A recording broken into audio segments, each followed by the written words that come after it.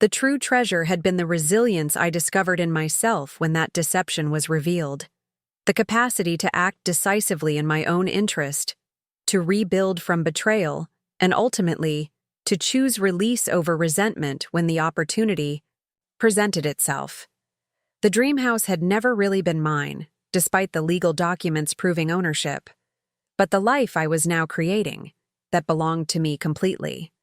6 months after selling the Pinecrest house to James, I stood in the center of my newly renovated Victorian on Maple Street, watching as afternoon sunlight streamed through the original stained glass transom, casting prismatic patterns across hardwood floors I'd painstakingly restored with my own hands. The house was finally complete, or at least as complete as a 120-year-old home ever truly becomes, after months of careful renovation that had preserved its historic character while updating systems and spaces for modern living. "I still can't believe you did most of this yourself," Sophia remarked, running her hand appreciatively along the crown molding I'd stripped and refinished over countless weekends. "When did you become so handy?" "YouTube University," I joked, though the truth was more complex. The physical labor of restoration had become a form of therapy for me, tangible, measurable progress that provided a counterbalance to the more ambiguous emotional recovery I was navigating. Each stripped layer of paint, each carefully repaired piece of woodwork, each wall returned to its original glory represented not just improvement to the house, but reclamation of my own capability. "Well, it's stunning," Sophia declared, accepting the glass of Champtoral her husband spent our savings on his girlfriend. Then I showed them who really owned their dream house. I watched my husband's face turn ashen as I slid the property deed across the table, the one with only my name on it. "This dream house was never ours, James. It was always mine." The stunned silence that fell over my parents' garden party was deafening. James stood frozen beside Olivia, my colleague of 3 years, both of them staring at the document like it was a venomous snake. The shock in his eyes when he realized I had discovered not only their affair, but also his scheme to drain our joint savings account was absolutely priceless. No one steals from a financial advisor and gets away with it, especially one who learned to read the fine print before signing anything. My mother's prized rose garden had always been the backdrop for our family's happiest moments, anniversaries, engagements, milestone birthdays.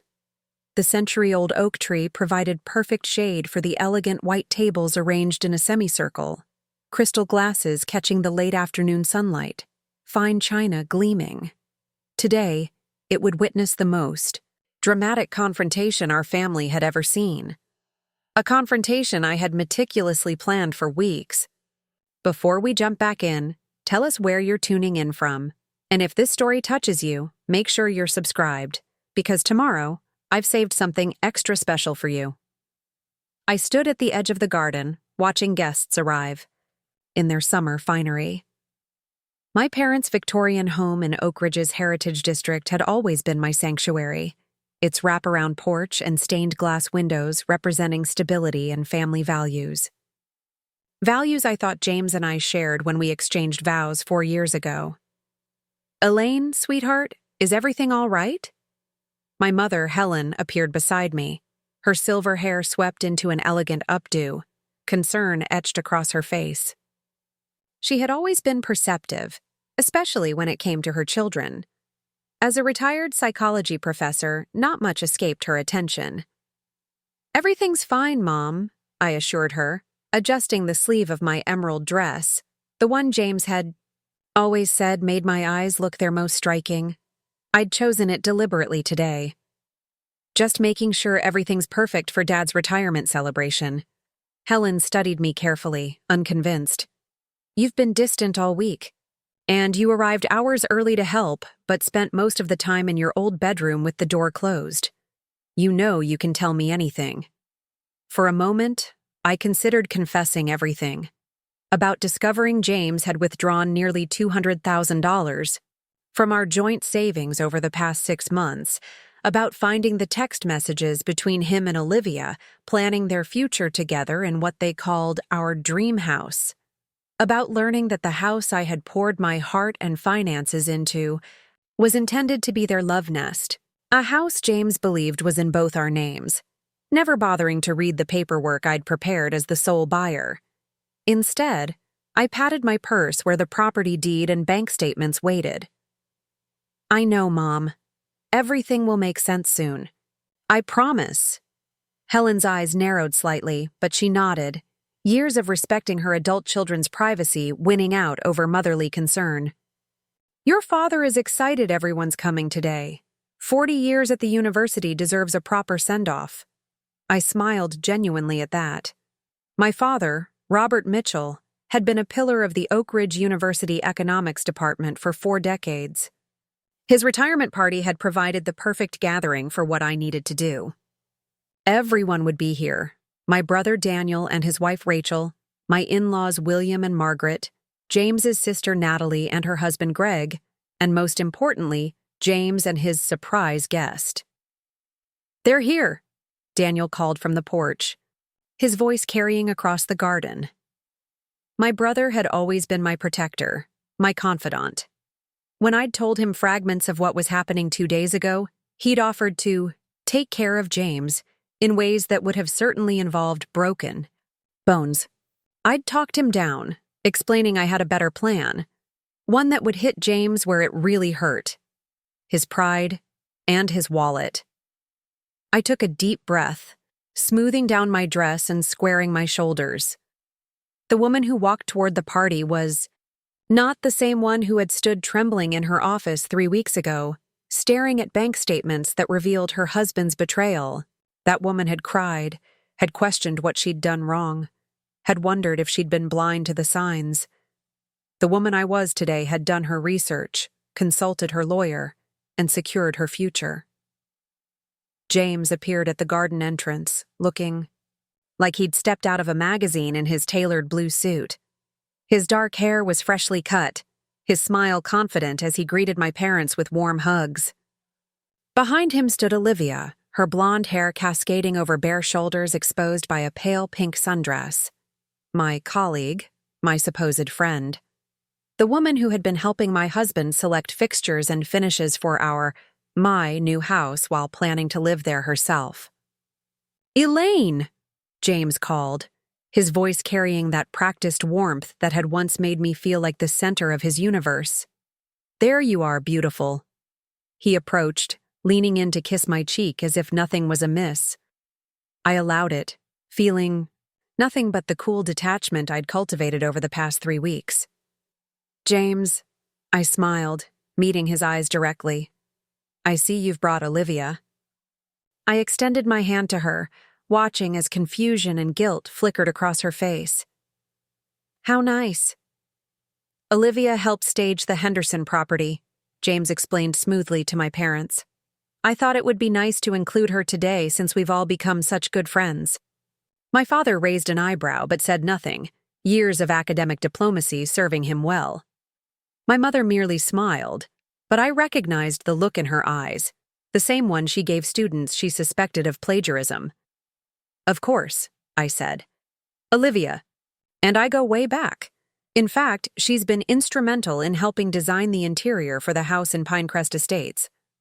I watched James's expression carefully, noticing the momentary flash of panic. He hadn't expected me to know about her involvement with the house. "The new development?" my father asked, interest piqued. "I heard those properties were selling before they were even completed." "Yes," I continued smoothly. "James has been working tirelessly on it.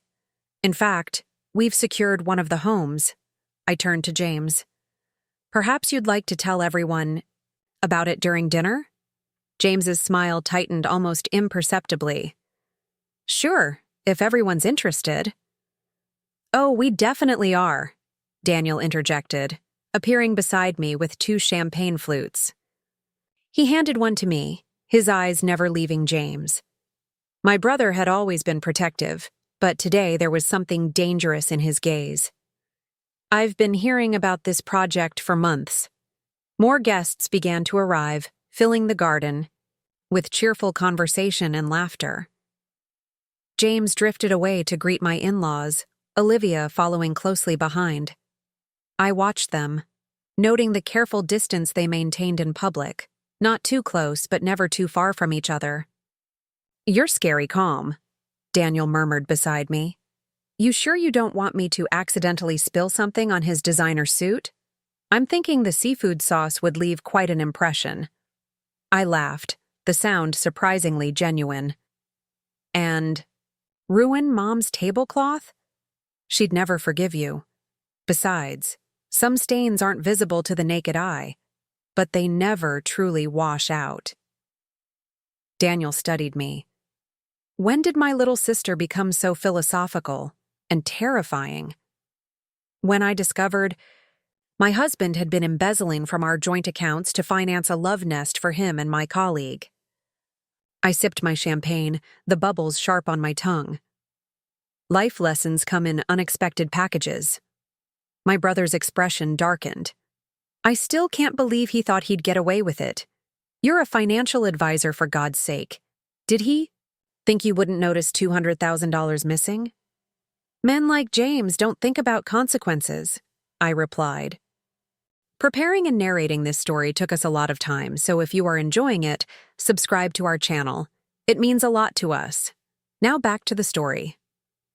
They believe they're entitled to whatever they want, and that the rules don't apply to them.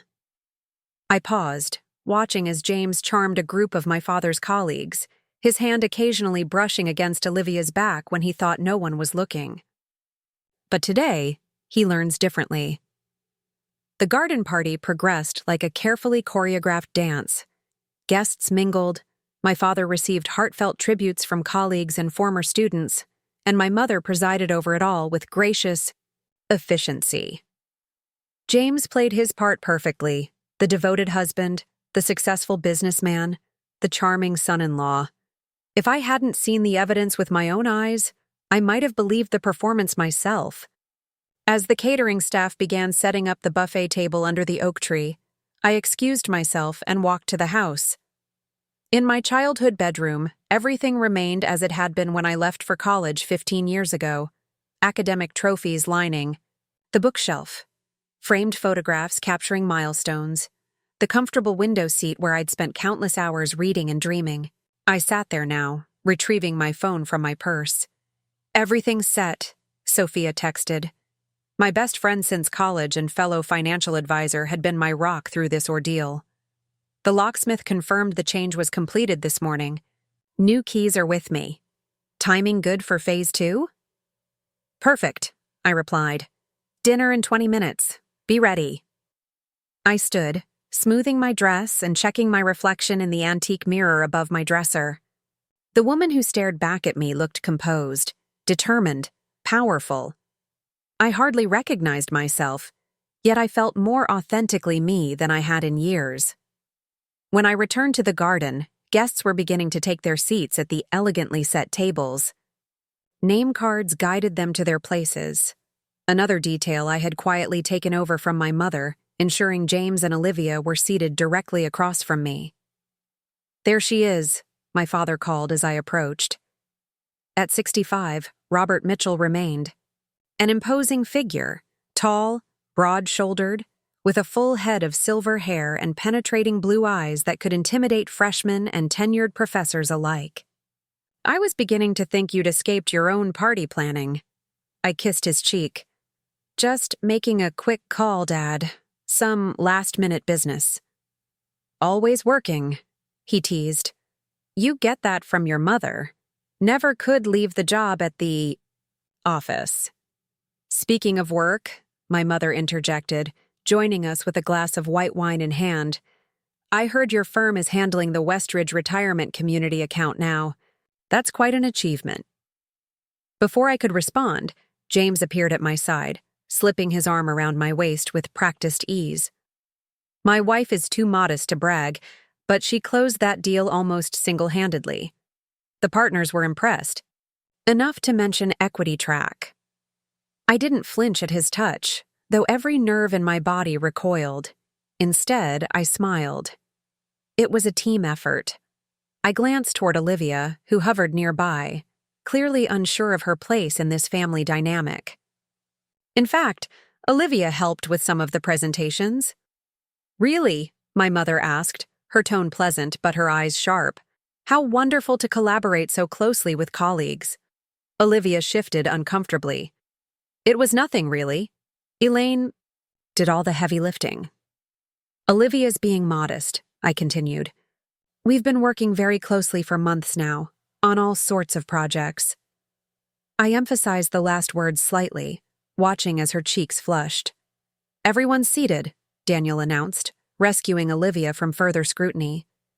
"And the staff is ready to serve." We moved toward the tables, a gentle breeze carrying the scent of my mother's roses across the garden. The scene was picture-perfect: crisp white tablecloths, gleaming silverware, crystal glasses catching the golden afternoon sun. In another life, I would have reveled in this moment, surrounded by family and friends celebrating my father's achievements. Instead, I took my seat with the cold precision of a chess player advancing a queen for checkmate. James sat across from me, Olivia to his right. My parents occupied the heads of the table, with other family members and close friends filling the remaining seats. My in-laws, William and Margaret Wilson, were engaged in conversation with my brother's wife, seemingly oblivious to the undercurrents of tension. "Before we begin," my father announced, standing with a glass in hand, "I want to thank everyone for coming today. 40 years at the university has been the privilege of a lifetime, but the real achievement has been the family around this table." He looked at my mother with such evident love that my heart ached. Once I thought James looked at me that way. To family, those we're born to, and those we choose. To family, everyone echoed, raising their glasses. As the first course was served, my mother's favorite summer gazpacho, conversation flowed easily among the guests. Academic achievements, community projects, vacation plans, and local politics dominated the discussion. I participated appropriately, laughing at the right moments, asking thoughtful questions, playing the role of the perfect daughter and hostess. "James," my father-in-law called from down the table, "tell everyone about the Pinecrest project. I hear the model home is absolutely spectacular." James straightened, always eager to discuss his professional accomplishments. "It's our finest development to date. Luxury homes with every possible amenity, smart home technology, infinity pools, chef's kitchens, home theaters. We've sold almost the entire first phase before completion." "Didn't you and Elaine secure one of those homes?" my mother asked innocently, though I caught her glance in my direction. James hesitated for a fraction of a second. "Yes, we did. One of the premium lots, actually, backing up to the conservation area." "How exciting!" Margaret, James's mother, exclaimed. "When can we expect the housewarming party?" "Actually," I interjected, setting down my soup spoon, "I'd love to hear more about the interior design process. Olivia, since you've been so involved, perhaps you could share some details?" All eyes turned to Olivia, who froze mid-bite. She looked to James, who maintained his composure, though I noticed his knuckles whitening around his water glass. I've just been consulting," Olivia stammered, "making some suggestions based on current trends." "Don't be modest," I encouraged. "James tells me you've selected everything from the kitchen backsplash to the master bathroom fixtures. You have excellent taste." A heavy silence descended on the table. James cleared his throat.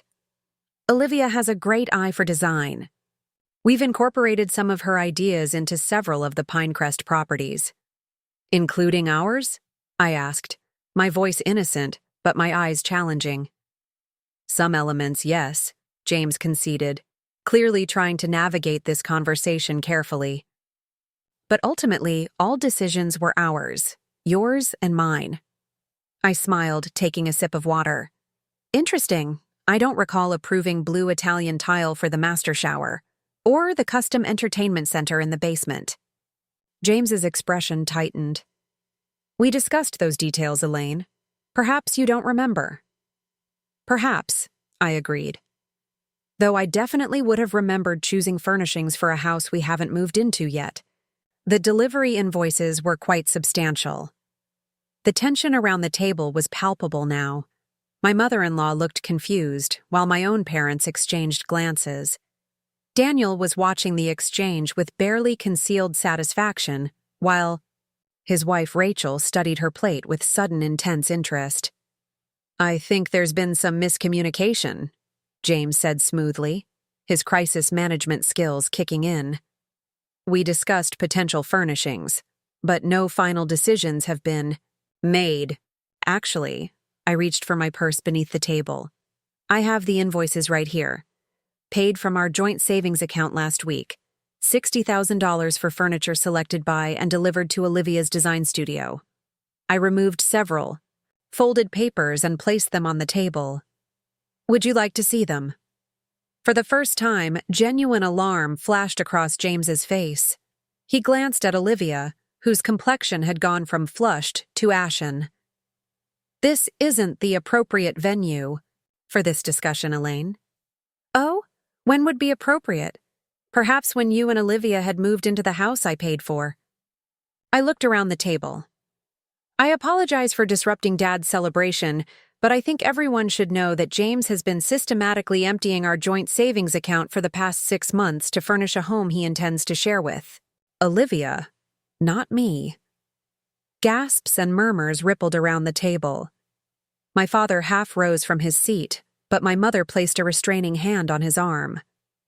"Elaine," James hissed, "you're making a scene. Whatever you think you know." "I know exactly." "What's happening?" I interrupted, my voice steady. "I know about the $200,000 you've withdrawn. I know about the weekend trips to business conferences that were actually romantic getaways. I know you've been planning to leave me once the house was complete, thinking you'd walk away with half of everything, including a property I paid for." "You paid for?" James's mother interjected, confusion evident in her voice. "I thought you bought it together." "That's what James thought too," I replied, reaching into my purse again and extracting the property deed. "But he never actually read the paperwork I prepared. The house is solely in my name. The down payment came from my inheritance from grandmother. Money that was never part of our joint finances." I slid the deed across the table, watching as James's face turned ashen. "This dream house was never ours, James. It was always mine." The stunned silence that fell over the garden party was absolute. James stared at the document, then at me, comprehension and horror dawning in his eyes. "You can't do this," he finally said, his voice barely above a whisper. "I already have," I replied. "And that's not all." The weight of every eye at the table pressed against me, but I felt only a strange lightness.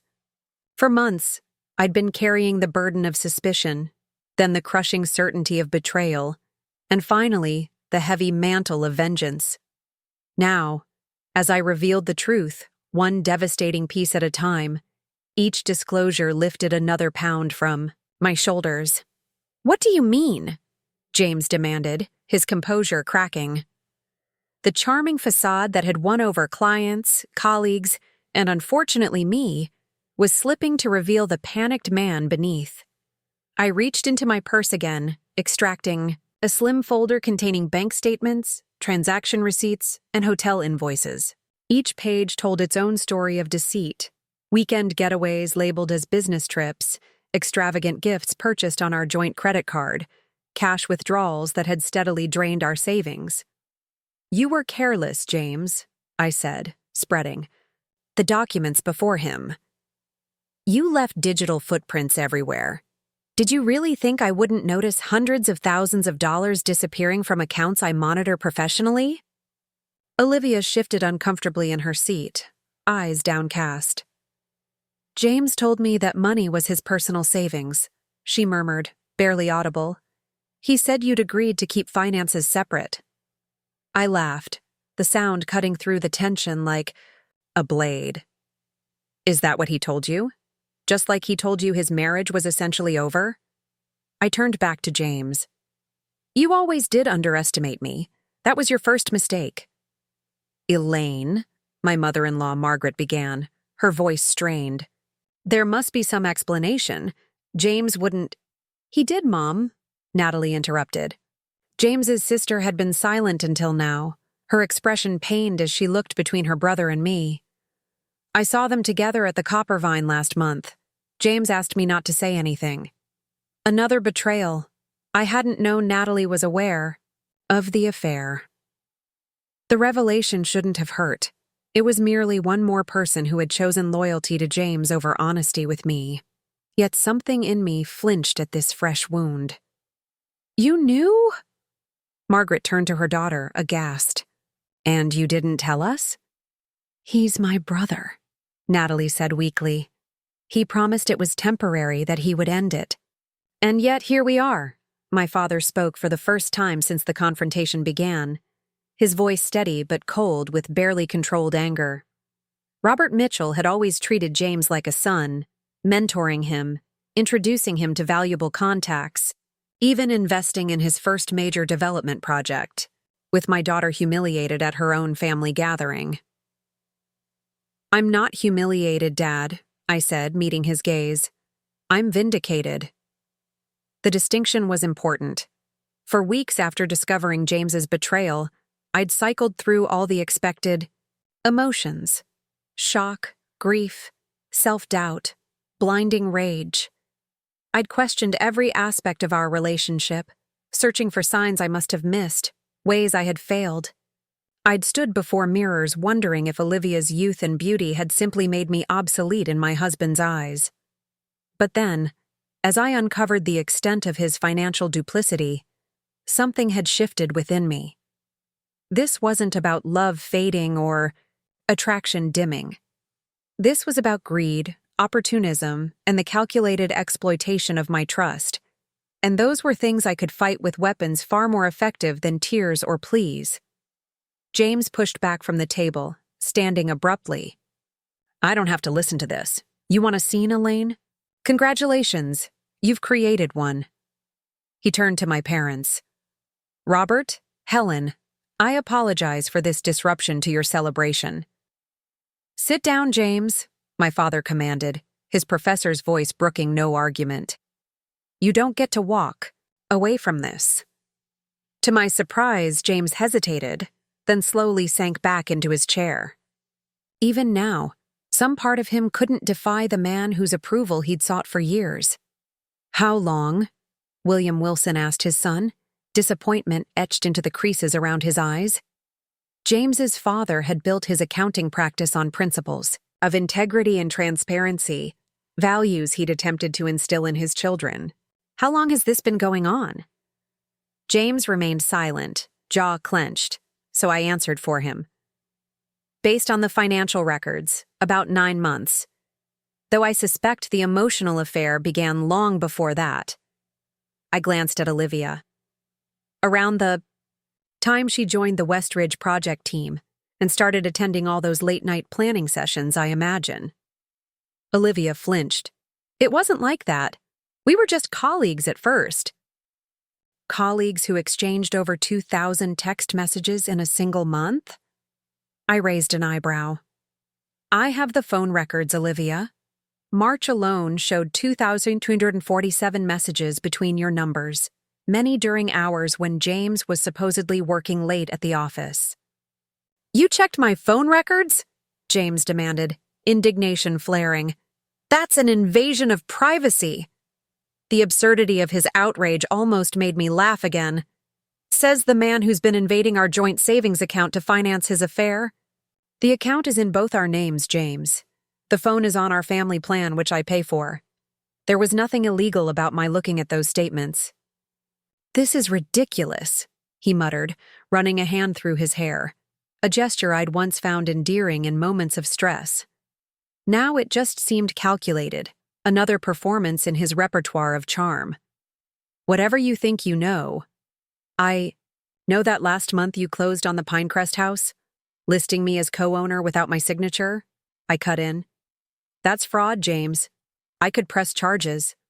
His face drained of color. You wouldn't. No, I wouldn't, I agreed. Because fortunately for you, my lawyer caught it before the paperwork was processed. The title company was very apologetic when I showed them our previous correspondence indicating the house would be solely in my name. James glanced around the table, perhaps looking for sympathy or escape, but found neither. Even Olivia had created distance between them, her chair angled slightly away as if physically separating herself from his deceptions. I don't understand, Helen said, looking between James and me. Why would you put the house only in your name, Elaine? That's not like you. My mother had always been my moral compass, the voice urging fairness and compromise. She'd raised me to value partnership, equality, and trust in relationships. The disappointment in her question stung, though I knew it came from confusion rather than judgment. It wasn't my original intention, I explained gently.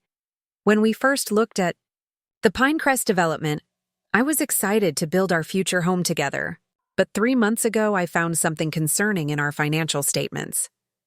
I paused, remembering the sick feeling in the pit of my stomach that day. Large withdrawals from our joint savings, money we'd been setting aside for the house. When I asked James about it, he claimed they were investments for our future, promising substantial returns. I looked directly at James.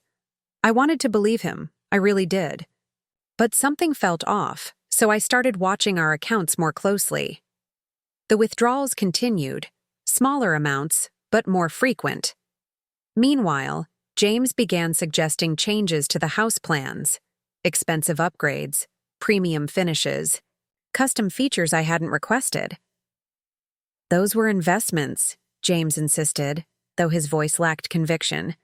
The housing market in Oak Ridge is booming. I was leveraging opportunities.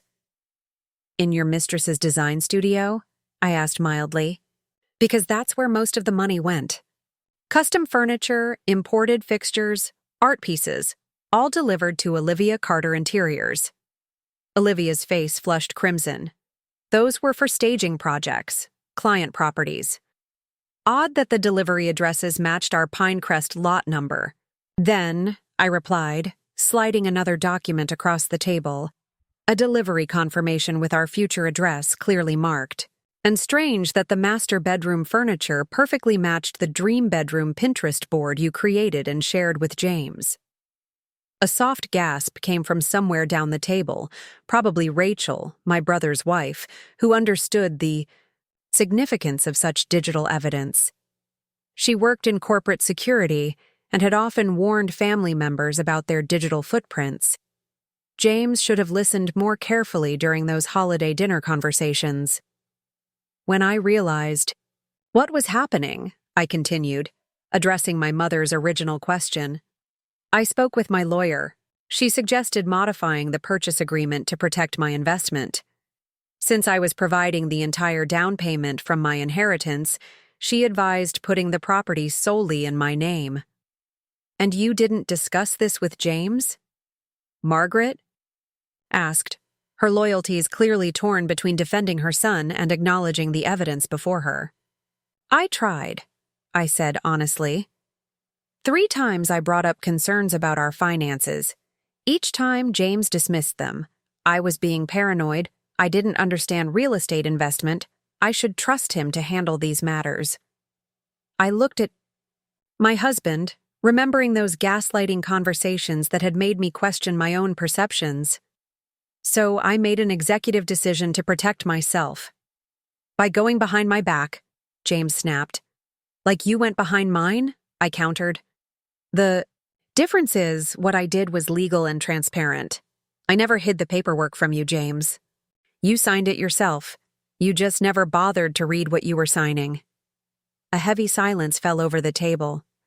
The catering staff hovered uncertainly near the kitchen door, clearly unsure whether to proceed with serving the main course. My mother caught their eye and gave a slight nod, ever the gracious hostess even in the midst of family implosion. What happens now? Daniel finally asked, voicing the question everyone was thinking. I took a deep breath. This was the moment I'd rehearsed most carefully with Sophia and my lawyer. As of this morning, the locks on the Pinecrest house have been changed. James, your personal belongings from our current home have been packed and moved to a storage facility. I slid a small card across the table. The address and access code are here. I've paid for 3 months in advance, which should give you ample time to find new accommodations. You've evicted me? James stared at the card in disbelief. You can't just— I can, and I have, I said firmly. Our current home is also in my name. Another benefit of my paranoia about financial security. You're welcome to contest it legally, of course, but given the evidence of financial misconduct I've gathered, I wouldn't recommend it. And what about our marriage? James asked, his voice suddenly quiet. Something flickered in his eyes. Not regret for his actions, I realized, but regret for their consequences. Are you filing for divorce? The papers will be delivered to you tomorrow, I confirmed. My lawyer suggested giving you time to secure legal representation of your own first. How considerate, he muttered bitterly. More consideration than you showed me when you were planning your exit strategy, I replied evenly. The difference is, I'm doing this legally and above board. Olivia, who had been increasingly shrinking into herself as the confrontation unfolded, suddenly stood. I should go. This is a family matter. Sit down, Olivia, I said, my tone leaving no room for argument. You became part of this family matter when you began sleeping with my husband and helping him spend my money. She sank back into her chair, face burning with humiliation.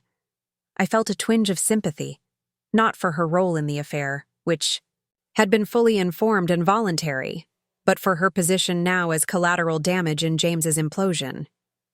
I'm sorry, she whispered, addressing not just me but everyone at the table. It wasn't supposed to happen like this. How was it supposed to happen? My mother asked, genuine curiosity in her voice. Helen Mitchell had dedicated her career to understanding human behavior, and even now, her professional interest seemed piqued by the psychology of the situation. James said. Olivia hesitated, glancing at him. He said you'd already grown apart, that you were both staying together, for appearances, but living separate lives. He said once the house was finished, he would tell you he wanted a divorce, and you'd probably be relieved. A strangled sound came from my throat, not quite a laugh, not quite a sob. The audacity of his fiction was almost impressive. And you believed that? Despite seeing us together at company events, family gatherings, dinner parties, always seeming perfectly content? He said you were an excellent actress, Olivia admitted, not meeting my eyes. That you cared deeply about maintaining your perfect image. Projecting much, James? Daniel muttered, earning a sharp look from our mother. When did you realize the truth? I asked Olivia, genuinely curious. There must have been a moment when you suspected he was lying. She twisted her napkin in her lap. Last month, I found some anniversary cards in his car, ones you'd written to him. They didn't sound like someone who'd emotionally checked out of her marriage. I nodded, remembering those cards. For our last anniversary, I'd written about our future together, the family we hoped to start, the lifetime of memories we would create in our new home. Words from a woman fully invested in her marriage, not one staying together for appearances. And yet you continued the affair, I observed. He promised he would end things with you properly, she said, voice small. That he'd been looking for the right moment. The right moment being after you'd both moved into my house, using my money? I clarified. Olivia had no response to that, her silence damning. I trusted you, I told her, the professional calm I'd maintained finally cracking slightly. I recommended you for the Westridge project. I invited you to my home for dinner parties. I helped you secure your promotion last year. I know, she whispered. I'm so sorry, Elaine. Sorry you did it, or sorry you got caught. My brother's wife, Rachel, spoke for the first time, her voice sharp with disapproval. She and I had grown close over the years, sharing career advice and supporting each other in a corporate world that still presented unique challenges to ambitious women. Olivia didn't answer, which was answer enough. "I think," my father said, rising from his seat with the authority of decades in academia, "that we've had enough drama for one afternoon. This was meant to be a celebration, not a tribunal." He looked at James and Olivia with thinly veiled contempt. "I believe you two should leave." James stood slowly, gathering whatever dignity he could muster. "You haven't heard my side of the story." "Your bank statements told your side quite eloquently," my father replied coldly, "as did the documentation my daughter provided." For a moment, James looked as though he might argue further, but something in my father's expression stopped him. He turned to me instead. "This isn't over, Elaine. You've humiliated me in front of our entire family." "No, James," I corrected. "Him. You humiliated yourself. I simply provided the audience." He flinched as if I'd struck him. In all our years together, through disagreements and occasional arguments, I had never spoken to him with such direct brutality. The Elaine he knew, the accommodating, conflict-avoidant wife who smoothed over awkward situations and made excuses for his absences, had vanished, replaced by someone he didn't recognize. "Let's go," he muttered to Olivia, who rose shakily from her chair. "One more thing," I said, reaching into my purse one final time. I extracted a small velvet jewelry box and placed it on the table. "Your grandmother's sapphire earrings, the ones you gave me for our first anniversary, claiming they were a family heirloom meant for your wife." I opened the box, revealing the stunning blue stones set in antique silver. Imagine my surprise when I found the receipt while going through our financial records. "You bought them 2 days before our anniversary, from Olivia's father's jewelry store," Margaret gasped. "You told us those were my mother's earrings." "Another lie," I confirmed, "but a revealing one. Even 3 years ago, James was spinning elaborate fictions." I pushed the jewelry box toward Margaret. "These rightfully belong to your family, or at least the story of them does. I'd like you to have them." This final gesture seemed to break something in James. The careful facade of controlled indignation crumbled, revealing raw, ugly anger beneath. "You've been planning this for weeks," he accused, "setting me up for public humiliation. This isn't about justice. It's about revenge." "Perhaps," I acknowledged, "though I prefer to think of it as consequences. Natural, logical consequences for choices you made fully aware of their potential costs." I met his gaze steadily. "You gambled with our future, James. You bet that I wouldn't discover your betrayal until after you'd secured what you wanted.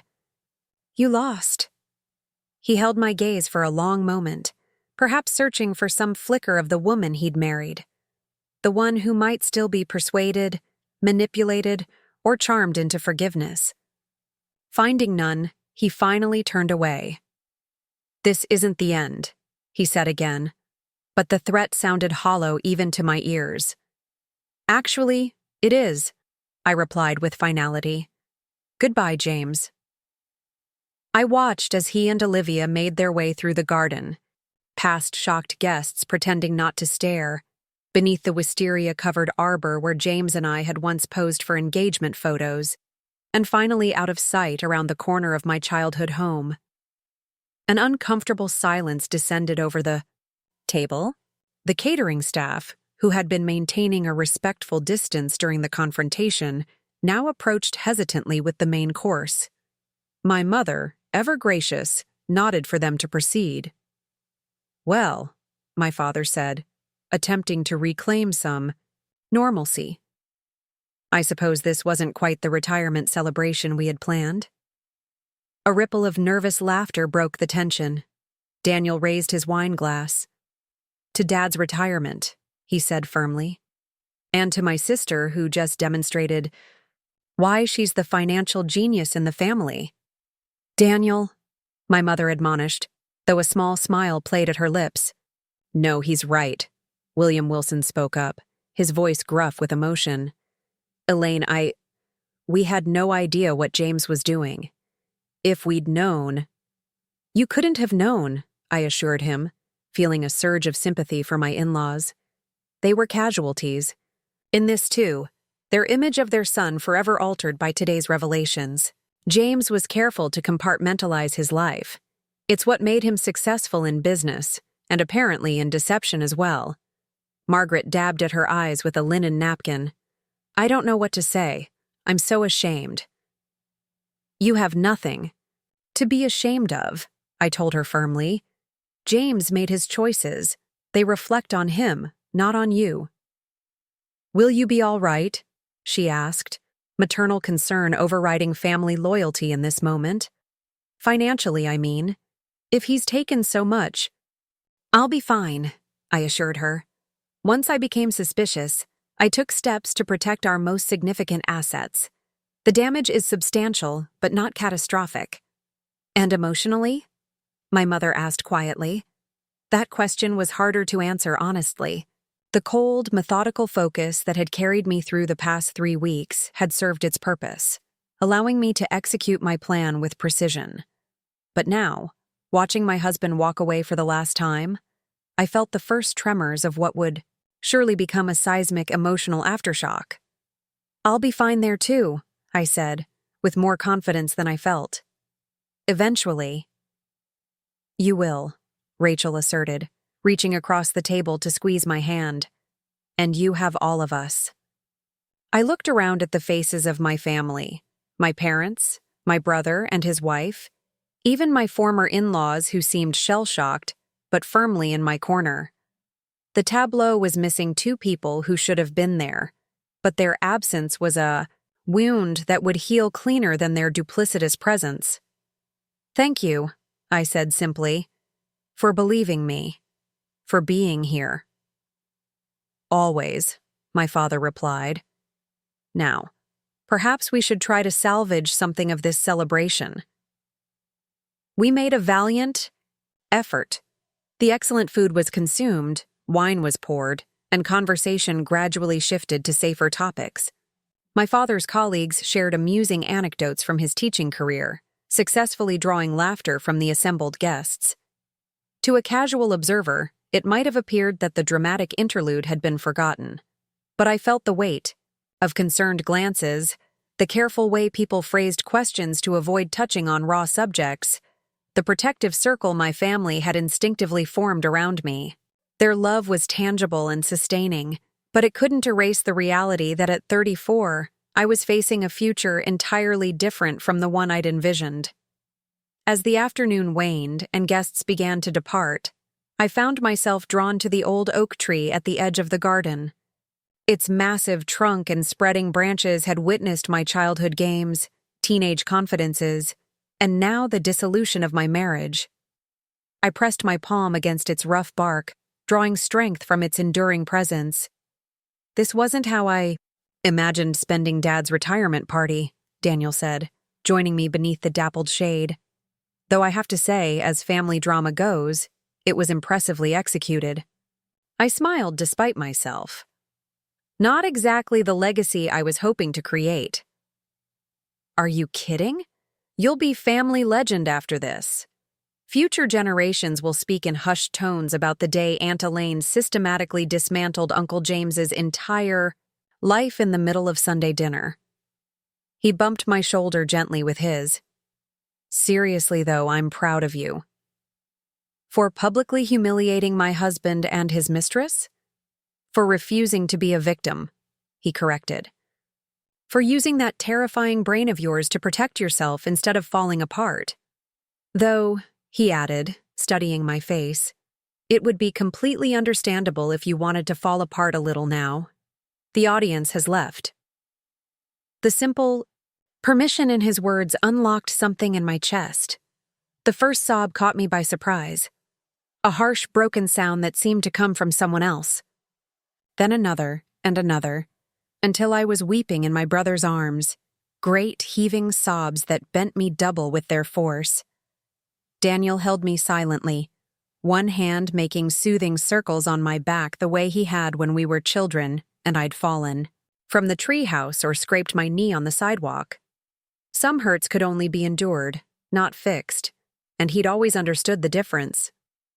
I loved him, I managed between sobs. God, I loved him so much. I know, Daniel murmured. That's what makes it so awful. Was I blind? Did I miss something essential that would have told me who he really was? No, he said firmly. James showed everyone exactly what he wanted them to see, even me, and I'm naturally suspicious of anyone who wears pocket squares. That startled a watery laugh from me. He did love his pocket squares. Pretentious as hell, Daniel agreed, smiling. But seriously, Elaine, this isn't on you. Some people are just skilled at compartmentalizing their lives. James had us all fooled. I straightened, wiping my eyes with the back of my hand. Not all of us, apparently. Natalie knew. Daniel's expression darkened. Yeah, that's a separate betrayal to process. But right now, focus on yourself. What do you need? Want me to stay with you tonight? Or you could come to our place. The offer was tempting. The thought of returning to the modern townhouse where James and I had lived for the past 3 years, now emptied of his belongings but still haunted by his presence, made my stomach clench. But I knew avoidance would only delay the inevitable confrontation with my new reality. I need to go home, I said. Begin the process of reclaiming my space. But thank you. At least let me drive you. You shouldn't be alone right away. Actually, I admitted, Sophia is meeting me there. She helped coordinate the moving company this morning, and she's bringing wine and Chinese food. Daniel nodded, approvingly. Good. And tomorrow? I took a deep breath, mentally reviewing the list I'd prepared. Tomorrow I meet with the lawyer to finalize the divorce filing.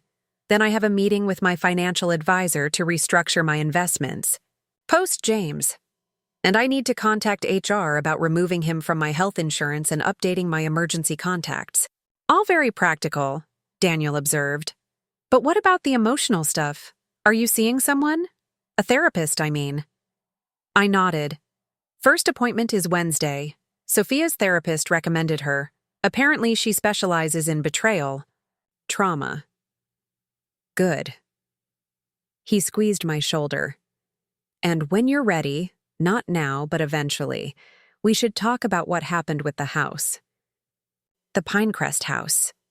I tensed. What about it? You're not seriously planning to live there, are you? After everything that's happened? The question caught me off guard.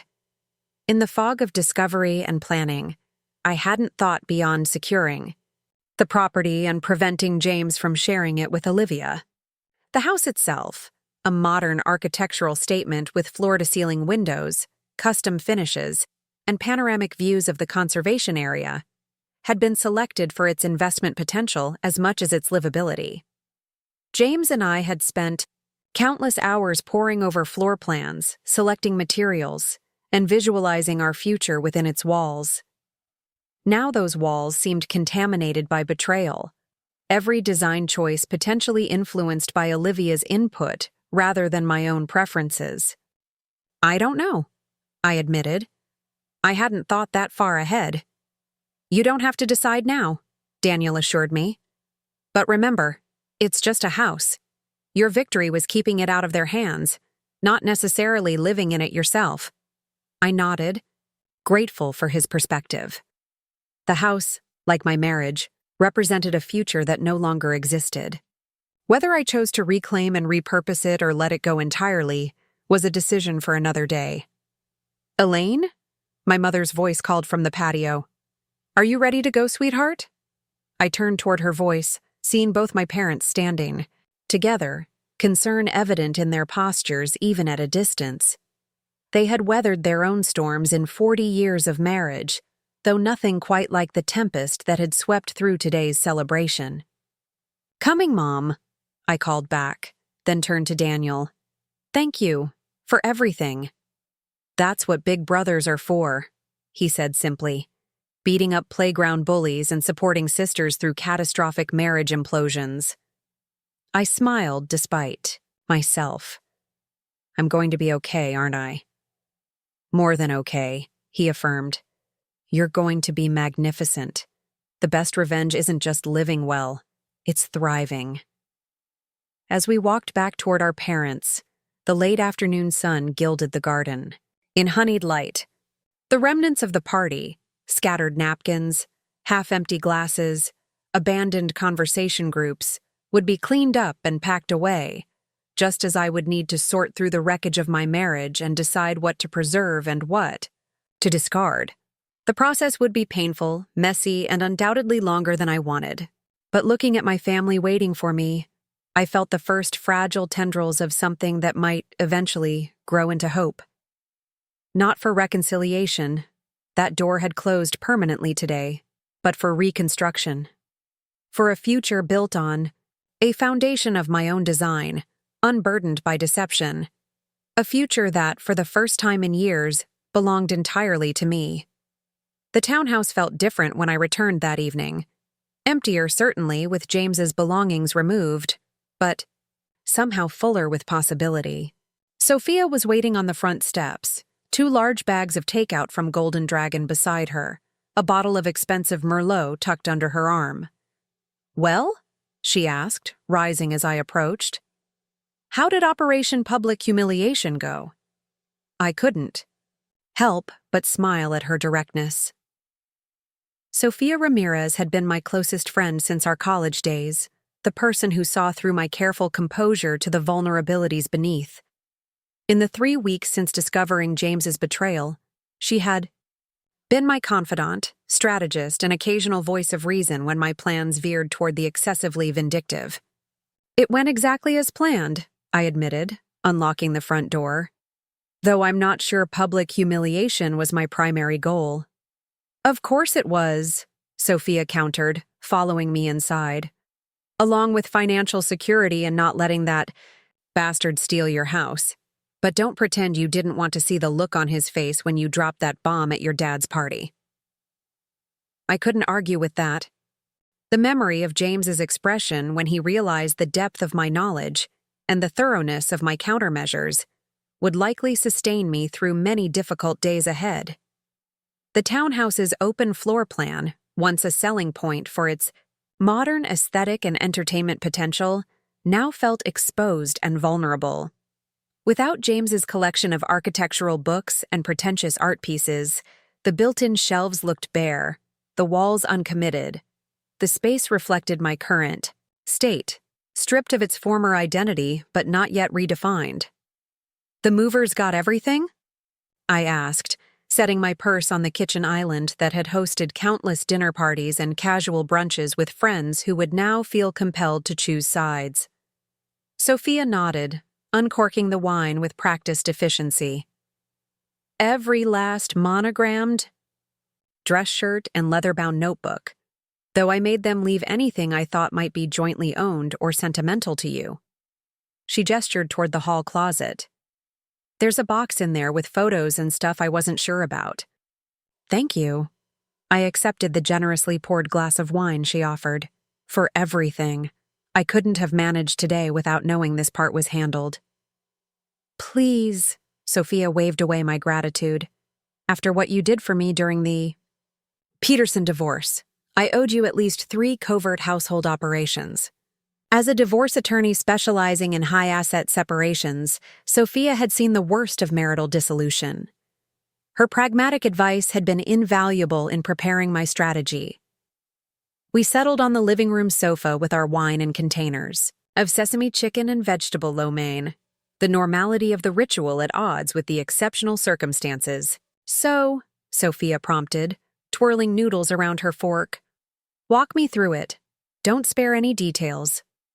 I recounted the afternoon's events, James's arrival with Olivia, the gradual building of tension throughout the meal, the strategic revelation of evidence, and finally, their ignominious departure under my father's stern dismissal.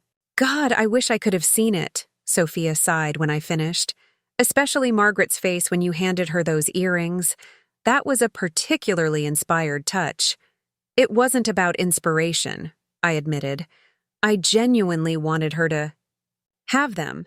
They're beautiful pieces, and the fact that James lied about their provenance says more about him than their actual origin. Sophia studied me over the rim of her wineglass. You're being remarkably generous toward his family, considering the circumstances. They're victims, too, in their way, I said. Margaret and William didn't raise their son to be unfaithful or deceitful. Finding out who he really is, that's its own kind of loss. And Natalie? Miss, I saw them together but didn't tell you? I sighed, the hurt of that particular betrayal still fresh. That's more complicated. I understand family loyalty, but she should have told you, Sophia finished firmly. There's loyalty, and then there's enabling someone to hurt others. She crossed that line. We ate in silence for a moment, the weight of the day settling around us like dust after an explosion. Finally, Sophia set down her container and fixed me with her attorney's gaze, the one she used to assess whether clients were withholding information. How are you really? Elaine? Not the financial advisor who outmaneuvered her cheating husband. Not the poised daughter putting on a brave face for her family. You. The woman who woke up 3 weeks ago and discovered her life was built on quicksand. The question penetrated the armor I'd been maintaining since the moment I found those messages on James's tablet. My hand trembled slightly as I set down my wineglass. I don't know, I admitted, the words barely audible. I've been so focused on what to do that I haven't really processed how I feel. Angry, obviously. Betrayed. Humiliated. I paused, considering emotions I hadn't allowed myself to fully acknowledge. Terrified. Of what? Sophia prompted gently. Of starting over at 34. Of trusting anyone again. Of looking back and realizing our entire relationship was a calculation on his part. The fears tumbled out, gaining momentum. What if there were signs all along that I missed? What if this is just who James always was, and I was too infatuated to see it? What does that say about my judgment? It says you're human, Sophia replied without hesitation. Even the most intuitive, observant people can be deceived by someone determined to present a false front, especially when that person is someone they love and trust implicitly. But I'm a financial advisor, I protested. I literally get paid to spot discrepancies and evaluate risk. How did I miss this? Because you weren't evaluating your husband. Like a financial portfolio, Sophia pointed out. That's not how love works. We don't apply the same analytical skills to our personal relationships that we do to our professional lives. I recognized the wisdom in her words, though they did little to ease the hollow feeling that had taken residence in my chest since discovering James's betrayal. The professional part of me had responded to the crisis with methodical problem-solving. The emotional part remained in shock, cycling between disbelief, rage, and profound sadness. I keep thinking about the future we planned, I confessed. The family we talked about starting once the house was finished. Was any of that real for him? Or was he just buying time until he could leave? Sophia reached across the sofa to squeeze my hand. I don't know, Elaine. And the terrible truth is, you may never know exactly when or how or why James changed. But that uncertainty doesn't invalidate the life you built or the person you are. I feel like such a fool, I whispered, voicing the thought that had haunted me most persistently. Everyone will be talking about this. How successful, competent Elaine Wilson didn't even realize her husband was planning to leave her for her colleague. For about 5 minutes, Sophia agreed pragmatically. Then they'll move on to the next scandal. But what they'll remember long-term is how you handled it, with dignity, intelligence, and a healthy dose of well-deserved vengeance. I smiled, despite myself. You make it sound admirable rather than petty. It's both, she shrugged. And that's okay. You're entitled to your righteous anger, Elaine. You earned it. We finished our dinner and opened a second bottle of wine, moving gradually from the heavy emotional territory to more practical concerns, changing passwords, notifying the bank of new account structures, updating my emergency contacts, the 1,000 small administrative tasks that divorce necessitates. Have you thought about what you'll do about work? Sophia asked eventually. Considering Olivia is your colleague? The question had been lurking in the background of my planning.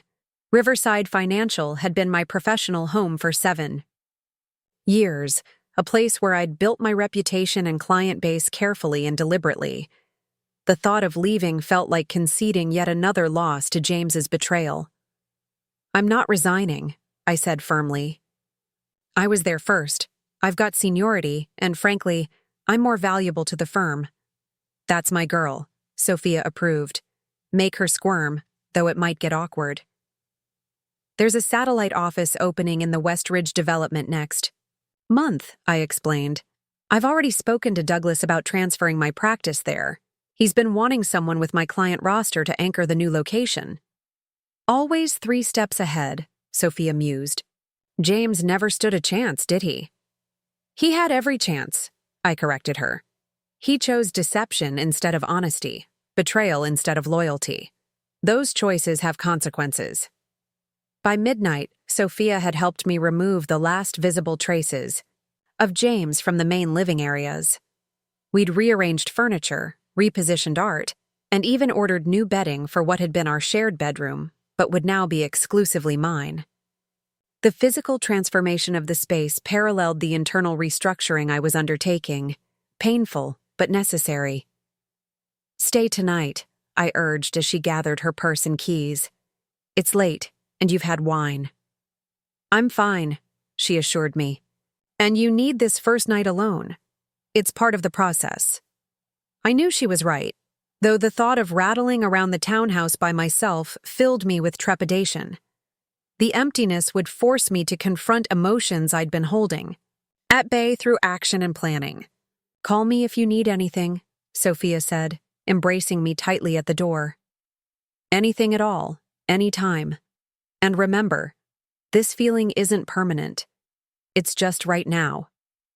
After she left, I moved through the townhouse methodically, checking locks, adjusting thermostats, completing the nightly routine that had once been shared but now fell solely to me. In the master bathroom, I paused before the double vanity, staring at the empty space where James's electric razor, expensive skincare products, and monogrammed towel had once resided. The silence of the house pressed against my ears, broken only by the soft whir of the central air conditioning and the distant hum of traffic on the main road. Without James's presence, his large personality, his constant motion, his endless stream of ideas and opinions, the space felt both eerily quiet and strangely peaceful. I slept fitfully that first night alone, drifting between consciousness and troubled dreams, where James and Olivia laughed at my naivete, while lounging in a house that looked suspiciously like the Pinecrest property. I woke before dawn, gritty-eyed, and exhausted but determined to face the day with the same composure I'd maintained throughout the confrontation. My morning routine, once calibrated to accommodate James's preferences and schedule, now belonged entirely to me. I lingered over coffee on the balcony, watching the neighborhood come alive as the sun rose. No need to rush breakfast or keep the coffee pot from making that gurgling noise that annoyed James. No careful selection of clothes based on who he might be meeting that day, or which colors he thought flattered me best. Small freedoms, but significant ones. By 9, I was dressed, in a tailored navy suit that projected exactly the image I wanted for my meeting with the lawyer: competent, composed, formidable. The woman who stared back from the mirror looked like someone who knew exactly what she was doing, someone not to be underestimated. I held on to that image as I gathered the final documents for the divorce filing. Sophia had recommended Catherine. Montgomery, a partner at Hamilton, Montgomery and Reed, who specialized in high-conflict divorces involving financial misconduct. I'd met with her initially to understand my options, then again to develop our strategy once I'd gathered sufficient evidence of James's activities. "The documentation you've compiled is exceptional," Catherine had remarked during our last consultation. "Most clients come to me with suspicions and hurt feelings. You've brought me a complete case." Her office occupied the 12th floor of the Oak Ridge Financial Center, its corner windows offering panoramic views of downtown and the river beyond. The reception area conveyed exactly the impression a high-end divorce attorney would want: tasteful but intimidating, with abstract art that suggested conflict and resolution, comfortable seating that nevertheless discouraged prolonged waiting. "Elaine," Catherine greeted me, emerging from her office in a crimson suit that contrasted dramatically with her silver bob. At 62, she carried herself with the confidence of someone who had seen every possible variation of marital dissolution and feared none of them. "Right on time. Come in." I followed her into the spacious office, taking the offered seat.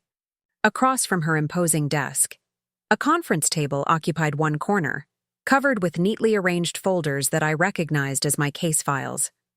"How did the confrontation go?" Catherine asked, adjusting her reading glasses as she opened the Yasao topmost folder. "As expected," I replied. "Initial denial, followed by anger, culminating in threats that the matter isn't over." Catherine's mouth quirked in a knowing smile.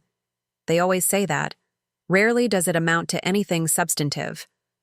She removed several documents from the folder.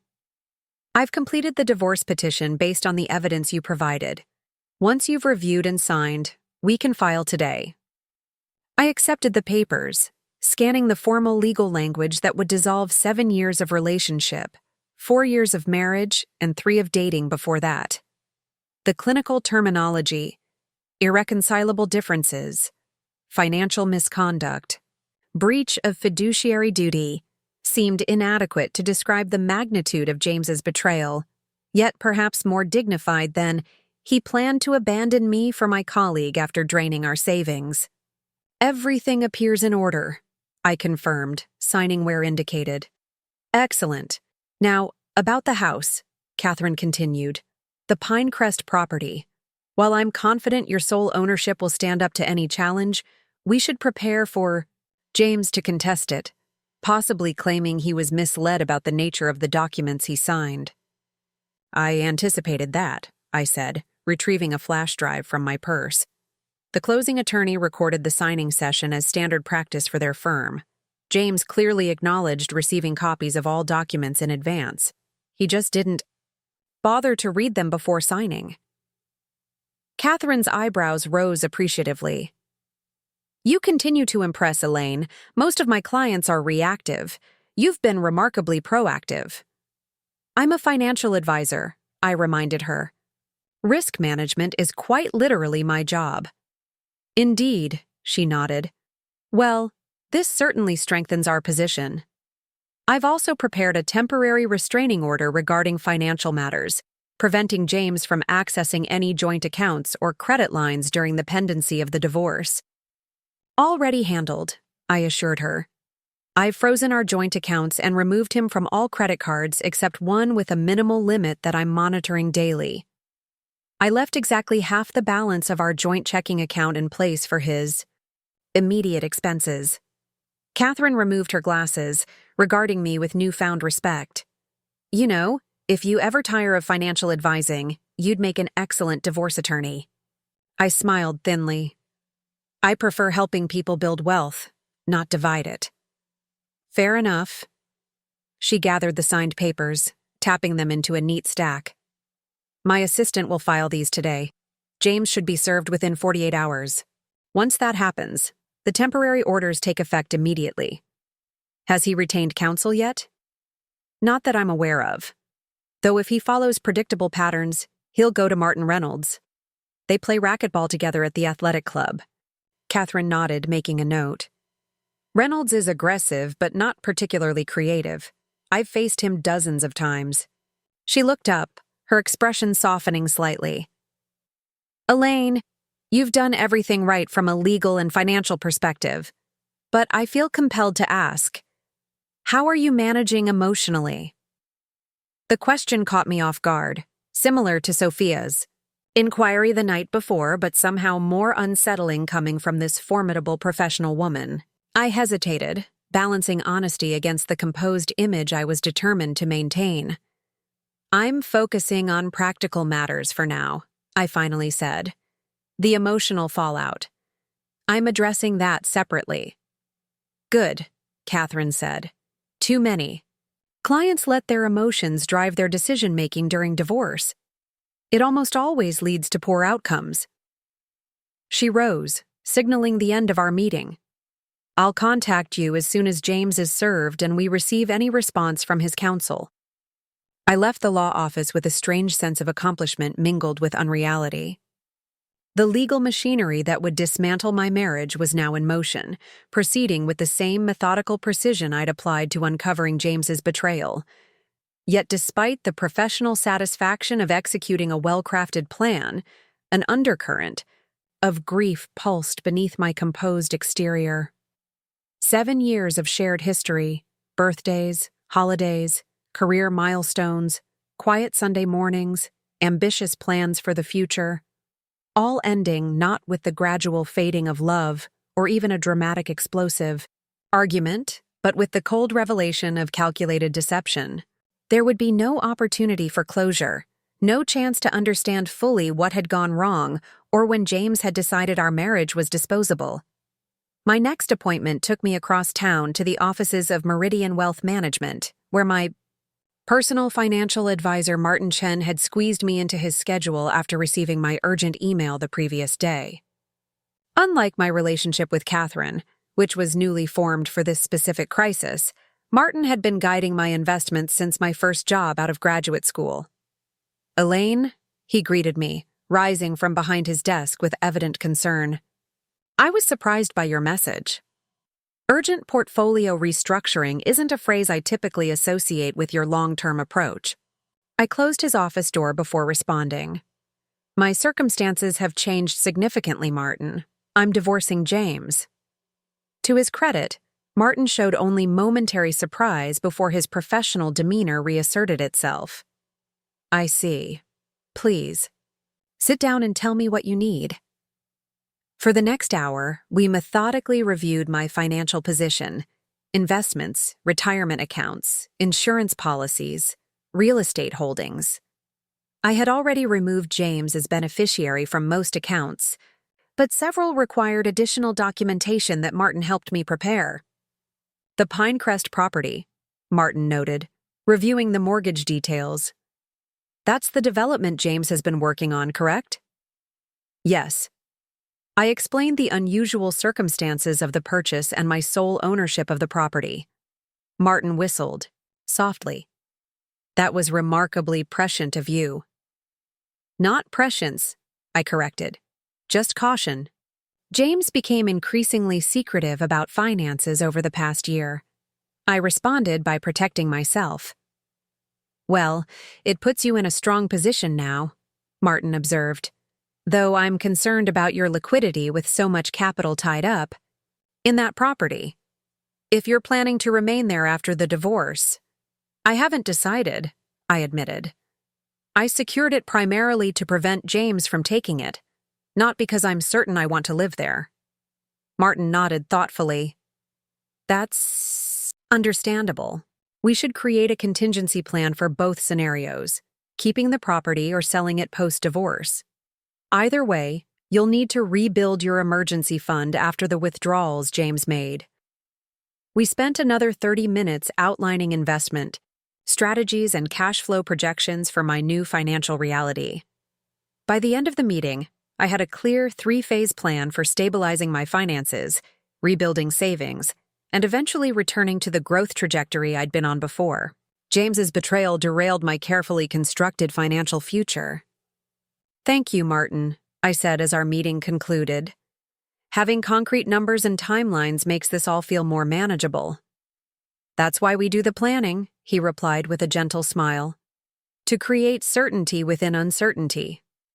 He hesitated, then added, Elaine, I hope this doesn't sound presumptuous, but I've worked with many clients through divorce. The financial aspect is crucial, of course, but don't neglect the personal rebuilding. There's a tendency, especially among financially savvy people, to focus exclusively on the practical while deferring the emotional work. It was the third time in 24 hours that someone had attempted to steer me toward acknowledging my feelings, rather than focusing solely on practical matters. Perhaps the universe was sending a message. I'm seeing a therapist tomorrow, I assured him, and I have good support from family and friends. Excellent. He appeared genuinely relieved. Then I'll focus on the numbers and leave the rest to the appropriate experts. By early afternoon, I had completed most of the administrative tasks on my list, updating my emergency contacts, securing important documents, changing passwords for every account James and I had shared. Each step methodically erased his access to the infrastructure of my life, severing connections that had once seemed permanent and essential. The last stop on my post-confrontation agenda was Riverside Financial Group, where I needed to meet with human resources about insurance changes and speak with the managing partner about my planned transfer to the Westridge office. I had taken 2 personal days following the confrontation, anticipating the administrative whirlwind of initiating divorce, but I knew rumors would already be circulating. Financial services was a small world in Oak Ridge, and news of James Wilson's public disgrace would travel quickly. The firm occupied 5 floors of a gleaming glass tower downtown, its reception area designed to convey both prosperity and discretion, qualities our wealthy clients valued above all else. As I stepped off the elevator, I straightened my shoulders and arranged my features into the professional mask I'd perfected over years of client meetings during personal crises. Whatever chaos my private life contained, my professional persona would remain unflappable. Elaine, Douglas Moore, the managing partner, emerged from the conference room as I passed. I didn't expect to see you today. Everything all right? His concerned expression suggested he'd already heard something, though perhaps not the full story. I had some HR matters to address, I replied smoothly, and I wanted to confirm details about the Westridge office transition. Do you have a few minutes? Of course. He gestured toward his corner office. Come in.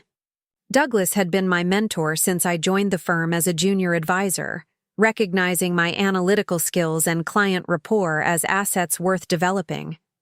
At 58, he had built Riverside Financial from a small independent practice to one of the region's most respected wealth management firms. His opinion mattered to me professionally, but also personally, making this conversation particularly challenging. I'll be direct, I said once his office door closed behind us. I'm divorcing James. The situation has become untenable, and it involves another staff member, Olivia Carter. Douglas's expression shifted from concern to shock. Olivia? From the Westridge team? Yes, she and James have been involved for some time. I discovered the relationship several weeks ago, along with evidence that James had been misappropriating joint funds to finance their future together. I delivered the information clinically, as if discussing an underperforming investment rather than the collapse of my personal life. Douglas listened without interruption, his expression growing increasingly grave. Elaine, I don't know what to say. This is unexpected. James always seemed so devoted to you. Appearances can be deceiving, I replied, the understatement of the century. I'm telling you this not to seek sympathy or to damage Olivia's position here, but because it directly impacts my request to transfer to the Westridge office. Working in proximity to her would be professionally challenging for us both. Douglas nodded slowly, processing the implications. I understand completely. The Westridge transfer is yours, effective immediately if that's what you need. We can accelerate the timeline we discussed last month. Thank you. I appreciate your flexibility. I hesitated, then added, I should note that my client relationships and service standards won't be affected by these personal circumstances. I've taken measures to ensure complete separation between my professional and personal situations. I never doubted that for a moment, Douglas assured me. Your professionalism has always been exemplary, Elaine. That's why you're precisely who we need to establish our presence in Westridge. He paused, clearly weighing his next words carefully. Regarding Olivia, I'm not asking for any action against her, I interjected, anticipating his concern. What happened in my marriage isn't ultimately Riverside's responsibility to address. The transfer will create sufficient distance for both of us to continue our work without daily interaction. Relief flickered across Douglas's face. Workplace romances gone wrong created potential liability issues that managing partners dreaded, especially in a client-facing industry where trust and stability were paramount. That's very measured of you, he said finally. But if the situation changes or becomes unworkable, please come to me immediately. Your well-being and continued success here are priorities for me personally and for the firm. Our conversation shifted to the practical details of the transfer.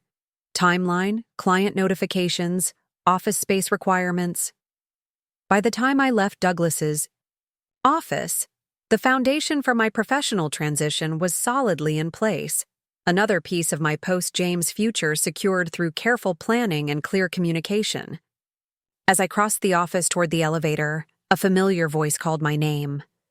I turned to find Ryan Cooper, James's closest friend at the firm and frequent enabler of his late nights at the office, approaching with an expression of forced casualness that immediately put me on alert. Elaine, hey, didn't expect to see you here today. Everything okay? His eyes didn't quite meet mine, focusing somewhere over my left shoulder. Everything's fine, Ryan, I replied coolly, just handling some administrative matters. He shifted, uncomfortably, adjusting his tie in a nervous gesture I recognized from client meetings when he was delivering disappointing performance news. Listen, about James. He called me this morning. He's pretty upset. I imagine he is, I interrupted. Finding out your embezzlement has been discovered and your exit strategy thwarted would be upsetting for anyone. Ryan blanched. Embezzlement? Come on, Elaine. That's a bit extreme. Is it? I stepped closer, lowering my voice to ensure our conversation remained private. You knew, didn't you, about James and Olivia? All those times you corroborated his stories about working late or weekend conferences. You were covering for him. The guilt in Ryan's expression confirmed my suspicion before he could formulate a denial. I felt a fresh wave of betrayal, not just from James and Olivia, but from this entire circle of supposed friends who had watched my marriage disintegrate while saying nothing. It wasn't my place to get involved, Ryan protested weakly. James is my friend, but so are you. I told him he was making a mistake. Save it, I said, my voice surprisingly steady despite the anger simmering beneath the surface. I'm not interested in your after-the-fact conscience. If James sent you to plead his case or gather intelligence, you can tell him all communication should go through our respective attorneys from now on. I turned to leave, unwilling to prolong the encounter, but Ryan caught my arm gently. Elaine? Wait! It's not like that. James is staying at my place right now. He's a mess. He said you emptied your house of his things without warning. Without warning? I repeated incredulously. Like he was planning to leave me without warning once the Pinecrest house was ready? After draining our savings for his future with Olivia? I shook off his hand. Ryan, whatever friendship we had is collateral damage in this situation. I suggest you maintain a professional distance going forward. The elevator arrived with a soft chime, offering escape from the increasingly uncomfortable conversation. As the doors closed between us, I caught a glimpse of Ryan's expression, a mixture of guilt, concern, and something that might have been admiration. The complexity of other people's reactions to my situation was yet another aspect I hadn't fully anticipated in my meticulous planning. By the time I returned to the townhouse that evening, the adrenaline that had propelled me through the day's appointments was fading, leaving exhaustion in its wake. I kicked off my heels inside the door, a small act of liberation that James would have disapproved of. He'd always insisted shoes be properly placed in the entryway closet immediately upon entering. The house felt different in evening light, not just emptier with James's belongings gone, but somehow more authentic. I realized with a start that many design elements I'd attributed to our taste had actually been James's preferences imposed through subtle pressure. The sleek modern furniture that had always seemed slightly uncomfortable, the minimalist art that conveyed sophistication but little warmth, the cool color palette that photographed well but never quite felt like home. As I moved through the ET space with fresh eyes, I began mentally redecorating.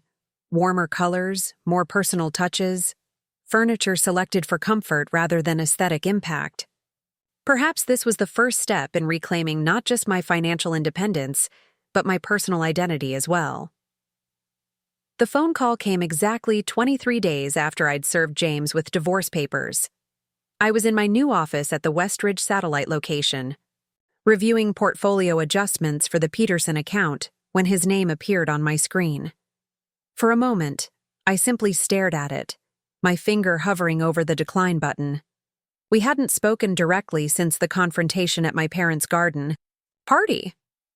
All communication had flowed through our respective attorneys, his predictably being Martin Reynolds, just as I'd anticipated. Riverside Financial, Elaine Wilson speaking, I answered, my professional tone betraying nothing of the surge of adrenaline I felt at hearing his voice again. Elaine? James sounded different, subdued without the confident charm that had once been his signature. We need to talk. I believe our attorneys are handling all necessary communication, I replied evenly, turning to gaze out the floor-to-ceiling windows of my 12th floor office. The Westridge development sprawled below, its modern architecture a testament to prosperity and new beginnings, including my own. This isn't about the divorce, he said. It's about the house, the Pinecrest property. I tensed, prepared for another challenge to my ownership. Catherine had warned me that James might attempt various legal maneuvers to claim an interest in the property, despite the clear documentation establishing it as solely mine. What about it? I want to buy it from you, he said simply. Full. Market value, plus 10%. The request was so unexpected that for a moment I couldn't formulate a response. Of all the scenarios I'd anticipated, James attempting to purchase the house had never crossed my mind. Why? I finally managed. A heavy silence stretched between us before he answered. Because I designed it. Every beam, every angle, every wall. It's the best work I've ever done, and I can't stand the thought of someone else living in it. Or worse, you altering my vision. The raw honesty of his admission struck me more forcefully than any legal threat could have. This wasn't about Olivia anymore. She'd apparently been discarded as quickly as I had once complications arose. This was about James's ego, his professional pride, his sense of ownership over something he had created, but no longer controlled.